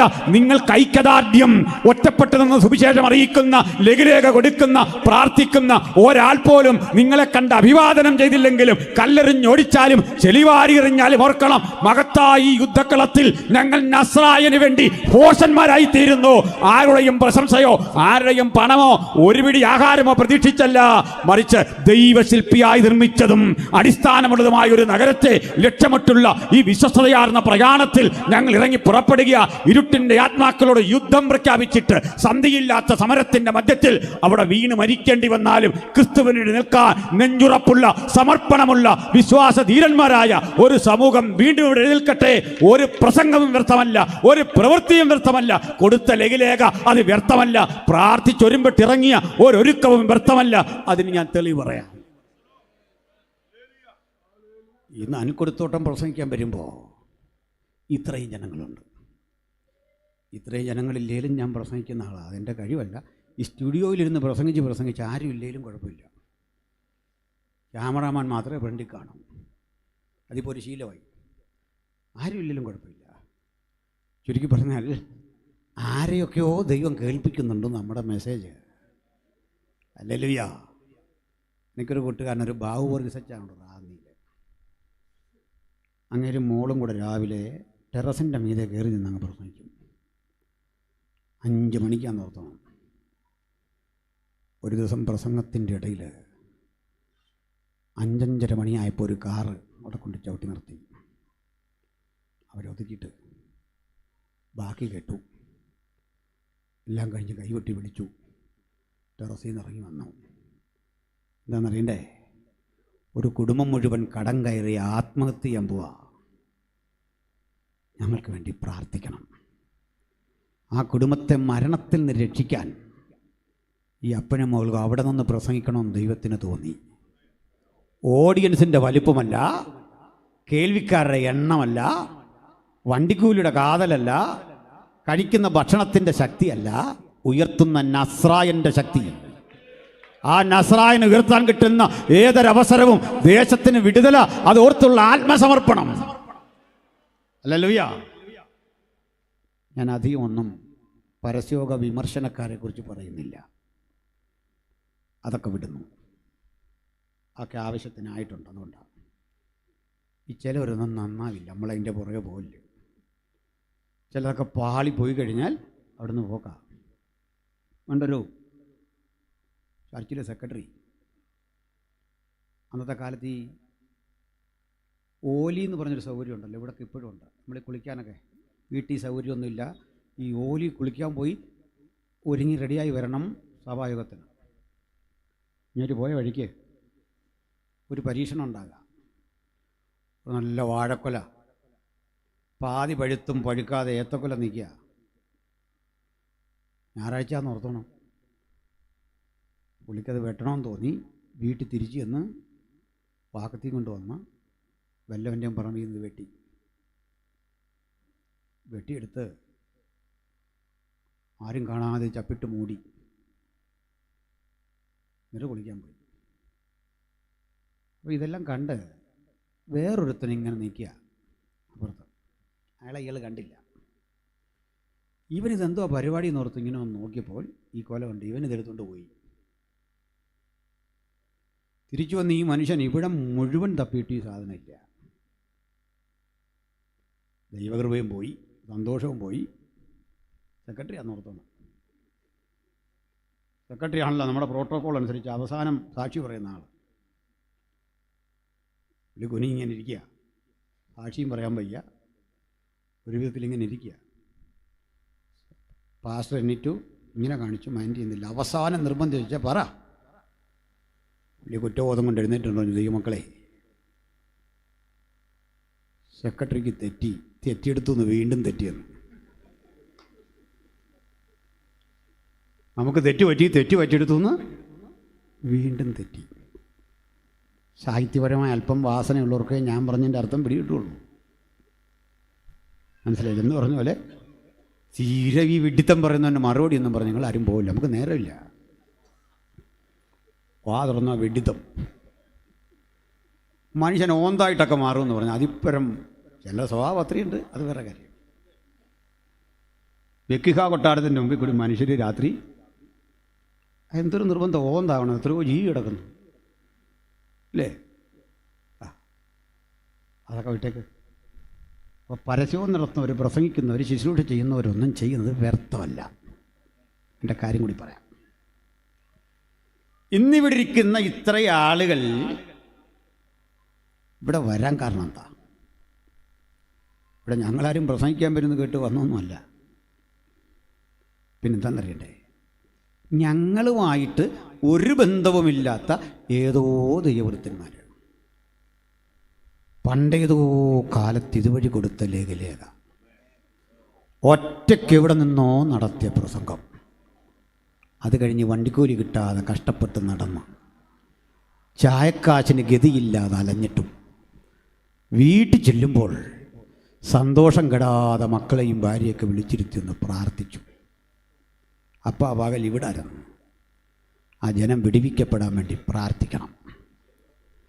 അങ്ങനെ പേരില്ലാത്ത, പെരുമയില്ലാത്ത എത്ര സാധുക്കളുടെ കണ്ണീര് ഉൽപ്പാദിപ്പിച്ച ഉണർവിൻ്റെ ബാക്കി പത്രങ്ങളായി ഈ ഇരിക്കുന്ന നമ്മളെ. ഹല്ലേലൂയ. അതുകൊണ്ട് ഇന്ന് പ്രവർത്തിക്കുന്നവർ ഓർത്തോണം, റിസൾട്ട് ഏറ്റെടുക്കാൻ മറ്റൊരു തലമുറ ഇനി വരും. അതുകൊണ്ട് ഒരു കൺവെൻഷനും ഒരു ലഘുലേഖാ വിതരണവും ഒരു പ്രസംഗവും വ്യർത്ഥമല്ല. ഒരു പുതിയ തലമുറ ഇതുവഴി വരുമെന്ന വിശ്വാസത്തോടെ നമുക്കൊന്ന് ഇറങ്ങിച്ചെന്ന് പ്രവർത്തിക്കണം. ഇനിയുള്ള കാലം അങ്ങനെ പ്രവർത്തിക്കുന്നവരൊരു കാലം വന്നിരിക്കുകയാണ്. അങ്ങനെ ഞാനൊരു ഉദാഹരണം പറയാറുണ്ട്. വലിയ മഴ പെയ്യുമ്പോൾ മുകളിൽ കിടക്കുന്ന കാർമേഘമെല്ലാം കൂടെ ഇങ്ങനെ ഘനീഭവിച്ച് പണ്ട് കിടക്കുക, ബാഷ്പീകരിച്ചു പോയി ഘനീഭവിച്ച് ഉറഞ്ഞു കിടക്കുക. അത് സമയമായപ്പോൾ ഒരു മഴ പോലെ കിട്ടുമ്പോൾ ഓർക്കണം, ഇന്നലെ രാത്രി പോയ ആ വെള്ളം ബാഷ്പീകരിച്ച് മുകളിൽ കിടക്കുക അല്ലിത്. വർഷങ്ങൾക്കപ്പുറത്ത് പോയ സംഗതിയാണ് ഈ മുകളിൽ കിടക്കുന്ന മേഘം. അത് ആ മഴയായിട്ട് ഇന്നലെ കിട്ടിയേ. എൻ്റെയും നിങ്ങളുടെയും പ്രാർത്ഥനയും പ്രതീക്ഷയുമല്ല ഇങ്ങനെ മുകളിൽ കിടപ്പുണ്ട്. സകല പ്രാർത്ഥന അവിടെ കിടപ്പുണ്ട്, സകല ജാഗരണം അവിടെ കിടപ്പുണ്ട്. ഒരു ദിവസം അതിങ്ങ് കിട്ടും. അതിനെ തടയാൻ ഒരു ശക്തിക്കും കഴിയാതെ ഒരു ദിവസം അതിങ്ങ് വരും. എൻ്റെ വാഗ്ദത്തം ഒരു ദിവസം എന്നെ തേടി ഇഞ്ഞ് വരും. ആർക്കും തടയാനാവാത്ത വിധം എൻ്റെ അനുഗ്രഹം വരുമെങ്കിൽ വഴിയോരത്തല്ല, ആരും കേൾക്കാനില്ലാത്ത ഇടത്ത് നമ്മൾ യേശുവിനെ സാക്ഷിച്ചാലും ഒരു ഭോഷനെപ്പോലെ നിൽക്കേണ്ടി വന്നാലും ആ ഇഹലോകം വിട്ട് പിരിയും മുമ്പ് എൻ്റെ മീതെയുള്ള ദൈവത്തിൻ്റെ വാഗ്ദത്തം അതിങ്ങ് വരിക തന്നെ ചെയ്യും എന്ന ചിന്തയോടെ നമുക്ക് കർത്താവിന് വേണ്ടി പ്രവർത്തിക്കണം. ഹല്ലേലൂയ. പ്രിയപ്പെട്ടവരെ, ഒന്ന് ഞാൻ പറഞ്ഞ് അവസാനിപ്പിക്കാം. ഈ സഹോദരി ഇവിടെ വന്നു. കല്ലറയ്ക്ക് മുമ്പിൽ ഭയമില്ല, ആശങ്കയില്ല, അവക്കൊറ്റ ആഗ്രഹം യേശുവിനെ ഈ ശുശ്രൂഷ ചെയ്യണം. ഈ ശവശരീരത്തിന് യേശുവിനെ കാണാൻ പലരും വന്നിട്ടുണ്ട്. യായിറോസ് വന്നത് മകളെ ഉറപ്പിക്കാനാ. ശതാധിപൻ വന്നതേ ബാല്യക്കാരന് സൗഖ്യം വരാനാ. ലാസറിൻ്റെ സഹോദരിമാർ കരഞ്ഞതേ ലാസറിൻ്റെ സ്ഥിതിക്ക് ഭേദം വരാനാ. കവർന്നഹൂമിലേക്ക് അവൻ ക്ഷണിക്കപ്പെട്ടതേ അവിടെയുള്ള നാനാവിധ രോഗികളെ സൗഖ്യമാക്കാനാ. പിറവിക്കുരുടൻ അവനെ കാത്തിരുന്നതേ കണ്ണിന് കാഴ്ച കിട്ടാനാ. അവർക്കൊക്കെ ചിലത് വേണം. ഈ മഗ്ദലനയ്ക്കൊന്നും വേണ്ട, ഉള്ളതൊക്കെ നിനക്ക് തരാ. നിൻ്റെ അരികിലേക്കൊന്ന് വരിക, തിരുസാന്നിധ്യം ഒന്ന് അനുഭവിക്കണം എനിക്ക്. ഇതിൻ്റെ പേരാണ് തികഞ്ഞ സ്നേഹം. ഈ സ്നേഹത്തോട് ആര് ഇന്ന് രാത്രി ഇവിടെ വന്നിട്ടുണ്ട്? എന്തെങ്കിലും കിട്ടാനല്ല ഗുരു, നിൻ്റെ അരികിലേക്കൊന്ന് വരണം. നിന്റെ സാന്നിധ്യം എനിക്കൊന്ന് ആസ്വദിക്കണം. എനിക്കുള്ളതൊക്കെ നിന്റെ പക്കൽ അർപ്പണം ചെയ്യണം. തിരുമുഖം എനിക്കൊന്ന് ആസ്വദിക്കണം. കുത്തി മുറിവേൽപ്പിച്ച ആ വിലാപ്പുറത്ത് എനിക്കൊന്ന് തഴുകണം. മുറിവേറ്റ കരങ്ങളിൽ എനിക്ക് സുഗന്ധലേപനം പൂശണം. മറ്റെന്തിലും ഉപരി ഞാൻ നിന്നെ ഇഷ്ടപ്പെടുന്നു, തിരുസാന്നിധ്യം ഇഷ്ടപ്പെടുന്നു. നീ ഒഴികെ എനിക്ക് മറ്റൊന്നുമില്ല. എനിക്ക് വേണ്ടത് നിന്റെ സാന്നിധ്യം, നിന്റെ കൃപ, നിന്റെ ചൈതന്യം. ആ കരങ്ങളിലൂടെ എൻ്റെ കരമൊന്ന് സ്പർശിക്കണം. കണ്ണീര് കൊണ്ട് എനിക്ക് നിന്റെ പാദം കഴുകണം. ഗുരു, നീയാണ് എൻ്റെ സർവസ്വം. അങ്ങാണ് നിൽക്കില്ല. ഹല്ലേലൂയ. പ്രിയപ്പെട്ടവരെ, അവളകത്തേക്ക് നോക്കി. 2 ദൂതന്മാർ. അവരെ കണ്ടിട്ട് മനസ്സിലായില്ല. അവർ മാന്യമായിട്ടൊരു ചോദ്യ, സ്ത്രീയെ നീ കരയുന്നെന്താ? മറുപടി, എൻ്റെ യേശുവിനെ അവർ അപഹരിച്ചു, എൻ്റെ കർത്താവിനെ. ഇവിടാണെന്ന് അറിയില്ല. ആരാണ് അവനെ കൊണ്ടുപോയത്? അവൾ പുറത്തേക്ക് നോക്കുമ്പോൾ യേശു അവിടെ. പക്ഷെ യേശുവിനെ അവൾക്ക് മനസ്സിലായില്ല. അവൾ ഒരിക്കലും പ്രതീക്ഷിച്ചില്ല ഇത്തരമൊരു യേശുവിനെ. തിരഞ്ഞു ജനതയെ, ഒരു നിർജീവ ശരീരം കാത്തിരിക്കുന്നതേ, ഒരു മരണത്തിനും തോൽപ്പിക്കാനാവാത്ത ജീവസുറ്റ ശരീരം. ഈ അനുഭവത്തിൻ്റെ പേരാ പ്രാർത്ഥന. ഈ സമാഗമത്തിൻ്റെ പേരാ യോഗം. ഇതിനുള്ളതാ കൂട്ടായ്മ. പ്രതീക്ഷകൾ നഷ്ടപ്പെട്ട ഇടത്തു നിന്ന് പ്രതീക്ഷകൾക്കപ്പുറത്ത് ചോദിച്ചതിലും നനച്ചതിലും അത്യന്തം പരമായി നമ്മുടെ മുമ്പിൽ വിളങ്ങുന്ന ആ ദിവ്യ രൂപം ഒരു വിളി വിളിക്കുക, സ്ത്രീയെ. അവൾ പറയാ, യജമാനനെ, എൻ്റെ കർത്താവിനെ അവരവിടെ വെച്ചു. ഇവിടെ യേശു ഇൻട്രൊഡ്യൂസ് ചെയ്യുന്നില്ല, ഞാനാണ് യേശു എന്ന് പറയുന്നില്ല. 2ാം ഘട്ടത്തെ ശബ്ദത്തിൽ അവൾക്ക് വേണ്ടി കരുതി വച്ചിരുന്നു ഹൃദയംഗമായ ആത്മബന്ധത്തിൻ്റെ ആ താളം, ആ ശബ്ദം കരുതി വച്ചിരുന്നു. അപ്പോൾ അവൾ വിളി മറ്റൊരു രൂപത്തിലാക്കി. റബ്ബൂനി. റബ്ബൂനി എന്ന വാക്കിൻ്റെ അർത്ഥം എൻ്റെ ഗുരു. റബ്ബി എന്ന വിളിച്ചെങ്കിൽ മാസ്റ്റർ അല്ലെങ്കിൽ ഗുരു എന്ന് മാത്രമാണ് അർത്ഥം. റബ്ബൂനി എന്നവൾ മാതൃഭാഷയിൽ വിളിച്ചെന്തുണ്ട്? ആ ഹൃദയത്തിൻ്റെ ഇഴയടുപ്പം അവൾ കാളെ വ്യക്തമാക്കി കൊടുത്തു.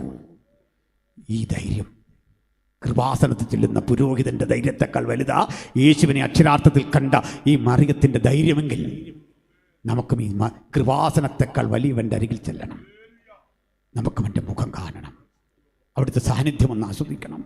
വേദനകളെ ഇറക്കി വെക്കാൻ മാത്രമല്ല, നിനക്കൊപ്പം ഒന്ന് പക്ഷം ചേരാ, നിന്റെ കൂടെ ഒന്ന് നടക്കാം, നിന്നൊന്ന് കാണാം. എത്ര പേര് ഇന്ന് രാത്രി ഇതിനായിട്ട് ഇവിടെ വന്നു? എനിക്കെന്തെങ്കിലും കിട്ടുകയല്ല, മണിമന്ദിരം ഉണ്ടാക്കുകയല്ല, മികച്ച ഉന്നതികളിലേക്ക് വാഹനമേറുന്ന അനുഭവങ്ങളല്ല. എനിക്ക് വേണ്ടത് തിരുമുഖത്തിൻ്റെ പ്രശോഭ. എനിക്ക് വേണ്ടത് നിന്റെ സാന്നിധ്യത്തിൻ്റെ വിവരണാതീതമായ ആ പിൻഗമനം.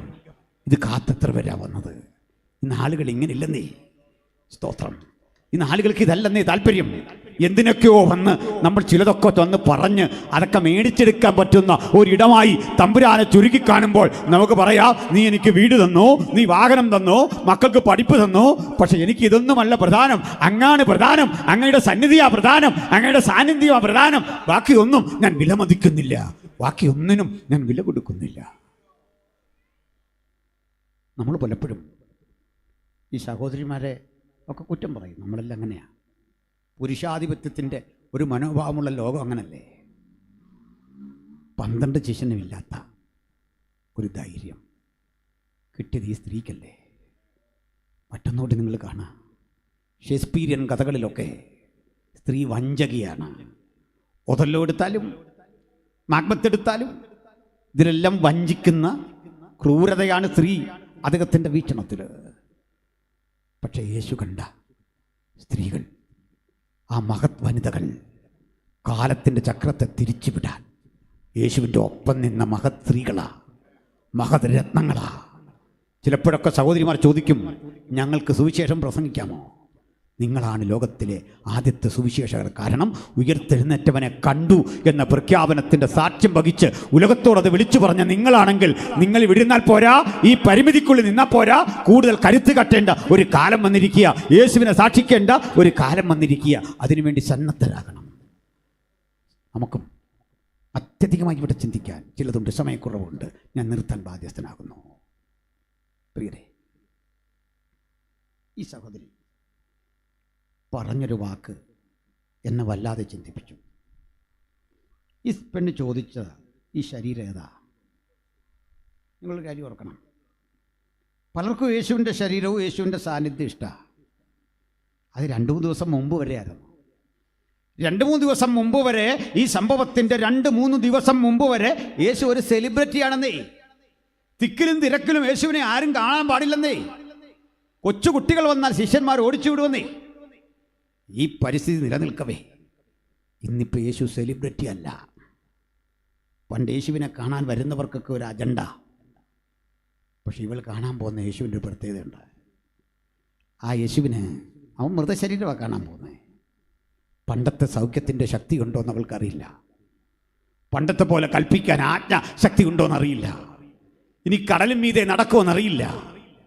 കാരണം ആണിയടിച്ച് കാൽകരങ്ങൾ മുഴുവൻ ബന്ധിച്ച് രക്തം മുഴുവൻ വാർന്നു, വിലാപ്പുറം കുത്തിത്തുളയ്ക്കപ്പെട്ടു. 3 ദിവസവും കഴിഞ്ഞു. ആർക്കും വേണ്ടാത്ത ഈ ശരീരം എനിക്ക് വേണം. ഞാനത് കൊണ്ടുവൻ വന്നതാ. യൂദാ 30 വെള്ളി നാണയം വിലയിട്ട, പത്രോസ് തള്ളിപ്പറഞ്ഞ, തോമസ് സംശയിച്ച ഈ ശരീരം എനിക്ക് വേണം. ഞാൻ നിന്നെ കൊണ്ടുവൻ വന്നതാ. ഒരു സ്ത്രീക്കൊറ്റയ്ക്ക് ഈ മൃതശരീരം എങ്ങനെ കൊണ്ടുപോകാം എന്നൊന്നും അവൾ ചിന്തിച്ചില്ല. ഏതോ ഒരു ധൈര്യം, ഏതോ ഒരു ബലം എന്നെ ഇവിടേക്ക് ആനയിച്ചു. ഒറ്റയ്ക്ക് വീട് വിട്ട് യേശുവിന് വേണ്ടി ഇറങ്ങിയിട്ടുള്ള പ്രിയപ്പെട്ടവരെ, യേശുവിനെ അനുധാവനം ചെയ്യാൻ സ്വയം സമർപ്പണത്തിന് വന്നവരെ, നിങ്ങളൊരു പരാജയമല്ല. നിങ്ങളാണ് കാലത്തിൻ്റെ വിജയം. നിങ്ങൾ കരുതി വച്ചിരിക്കുന്നു. അഭിനന്ദനാർഹമായ ചില പ്രവൃത്തികൾ ദൈവം സൂക്ഷിച്ചു വച്ചിരിക്കുന്നു. തനിച്ചാണെന്ന് ആര് പറഞ്ഞു? ഇവിടെ ഇതാ 2 ദൂതഗണങ്ങൾ, അപ്പുറത്തതാ ഉയർത്തെഴുന്നേറ്റവൻ. നിങ്ങൾ ഈ കാഴ്ചയുടെ വിസ്മയാകരമായ അനുഭവത്തിലൂടെ ഒന്ന് കടന്നു പോകുക. പണ്ട് മഗ്ദലീനെ ഓർത്തോ? ആർത്തിരക്കിനിടയിൽ ഞാൻ അവളെ തൊട്ടപ്പോൾ കിട്ടിയ സൗഖ്യമാ ഞാൻ പ്രാപിച്ച ഏറ്റവും വലിയ അനുഭവം. മഗ്ദലീന, അതല്ല വലിയ അനുഭവം. അതിലും വലുത് നിന്നെ കാത്തിരിക്കുന്നു. ഇതാ ഉയർത്തപ്പെട്ടവനെ ആദി കണ്ടവളെന്ന പേര് ഈ പുസ്തകത്തിൽ സ്ഥാനം പിടിക്കത്തക്ക വിധം നിന്റെ പേരോട് കൂട്ടിയെഴുതാൻ ദൈവത്തിനൊരു പദ്ധതി ഉണ്ടെങ്കിൽ മഹാപ്രതിഫലമുള്ള ധൈര്യം തള്ളിക്കളയാതെ യേശുവിന് വേണ്ടി നിൽക്കാൻ ദൈവം ഇന്ന് രാത്രി ചിലരെ തിരയുന്നു. 35 ആണ്ടുകൾ ഇവിടെ നടന്ന യോഗത്തിന്റെ 35ാം ആണ്ടിലേക്ക് പ്രവേശിക്കുമ്പോൾ ചില പുതിയ സമർപ്പണത്തിന് വേണ്ടി ആര് തയ്യാറുണ്ട്? കഴിഞ്ഞ നാളുകളിൽ പ്രസംഗിച്ചവർ, പ്രവർത്തിച്ചവർ, നിലകൊണ്ടവർ, അവരുടെ പ്രസംഗത്തിന് മൂർച്ച വരാൻ, വാക്കുകൾക്ക് ശക്തി വരാൻ, പ്രവൃത്തിക്ക് ആക്കം വരാൻ ദൈവം തിരയുന്ന ആ കരുത്തുറ്റ മഗ്ദലന മറിയം നിങ്ങളാകാൻ, ആ യോഹന്നാൻ നിങ്ങളാകാൻ ദൈവം കാത്തിരിക്കുന്നെങ്കിൽ ഒരു ആത്മസമർപ്പണത്തിന് ആർക്ക് മനസ്സുണ്ട്? കർത്താവ് അവരെ ഇന്ന് രാത്രി തൊടട്ടെ. കർത്താവരെ തൊട്ടനുഗ്രഹിക്കട്ടെ. എനിക്കെൻ്റെ യേശുവിനായി പ്രവർത്തിക്കണം.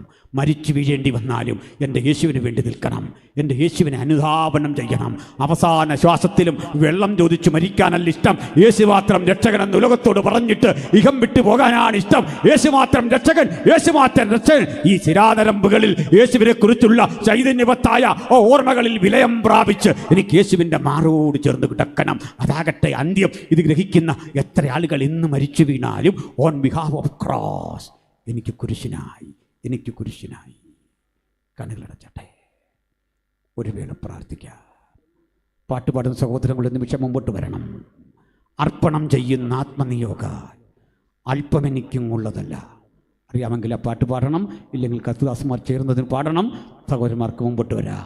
അർപ്പണം ചെയ്യുന്ന ആത്മനിയോഗ അല്പം എനിക്കുന്നുള്ളതല്ല.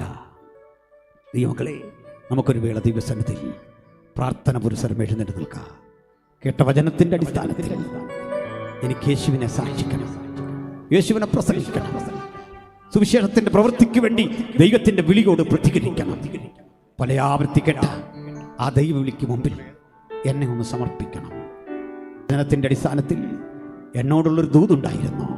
ഞാനിത് അതിനെ ഉൾക്കൊണ്ട് യേശുവിൻ്റെ പാതയിൽ കുറെ കൂടി പുനഃസമർപ്പണത്തോടടുത്ത് വരുന്നു. ആർക്ക് പറയാൻ സാധിക്കും? വചനം അങ്ങനെ തൊട്ടെങ്കിൽ, ആത്മാവ് അങ്ങനെ പ്രേരിപ്പിച്ചെങ്കിൽ അവർക്ക് കരമുയർത്താം. ഞങ്ങൾ പ്രാർത്ഥിക്കാൻ പോകുകയാണ്. കരമുയർത്തിയ ചില സഹോദരങ്ങളെ കാണുന്നു. മുതിർന്നവരും കുഞ്ഞുങ്ങളും ഒക്കെ കരമുയർത്തി കാണുന്നു. സഹോദരന്മാർ കരമുയർത്തി കാണുന്നു. എനിക്ക് യേശുവിനെ സാക്ഷിക്കണം, എനിക്കെൻ്റെ വിമോചകനെ പ്രസംഗിക്കണം, എനിക്കെൻ്റെ കാന്തനെ സാക്ഷിക്കണം, എനിക്കായിട്ടൊന്ന് പ്രാർത്ഥിക്കണം. എൻ്റെ സമർപ്പണം കനപ്പെട്ടു വരാൻ, അതിന് സ്ഥിരത വരാൻ, അതിന് ഊർജം വരാൻ, എൻ്റെ ദർശനങ്ങൾക്ക് ആഴം വരാൻ, എൻ്റെ സ്വപ്നങ്ങൾക്ക് നിറം വരാൻ, എൻ്റെ പ്രതീക്ഷകൾക്ക് ചിറകുമുളയ്ക്കാൻ, എൻ്റെ പ്രാർത്ഥനയ്ക്ക് ശക്തി വരാൻ, എൻ്റെ ദർശനങ്ങളും കൃപകളും ഒക്കെ വർദ്ധിച്ചു വരാൻ എനിക്കായിട്ടൊന്ന് പ്രാർത്ഥിക്കണം. ഈ വേള ഞങ്ങൾ പ്രാർത്ഥിക്കും. കർത്താവിൻ്റെ ദാസന്മാർ തുടർന്നുള്ള കാര്യങ്ങൾ ക്രമീകരിക്കും. അതിനു മുമ്പ് ഈ പാട്ടുപാടി നമുക്ക് ദൈവത്തിന് മഹത്വം അർപ്പിച്ച് സമർപ്പണത്തോടെ പിരിയാം. കർത്താവ്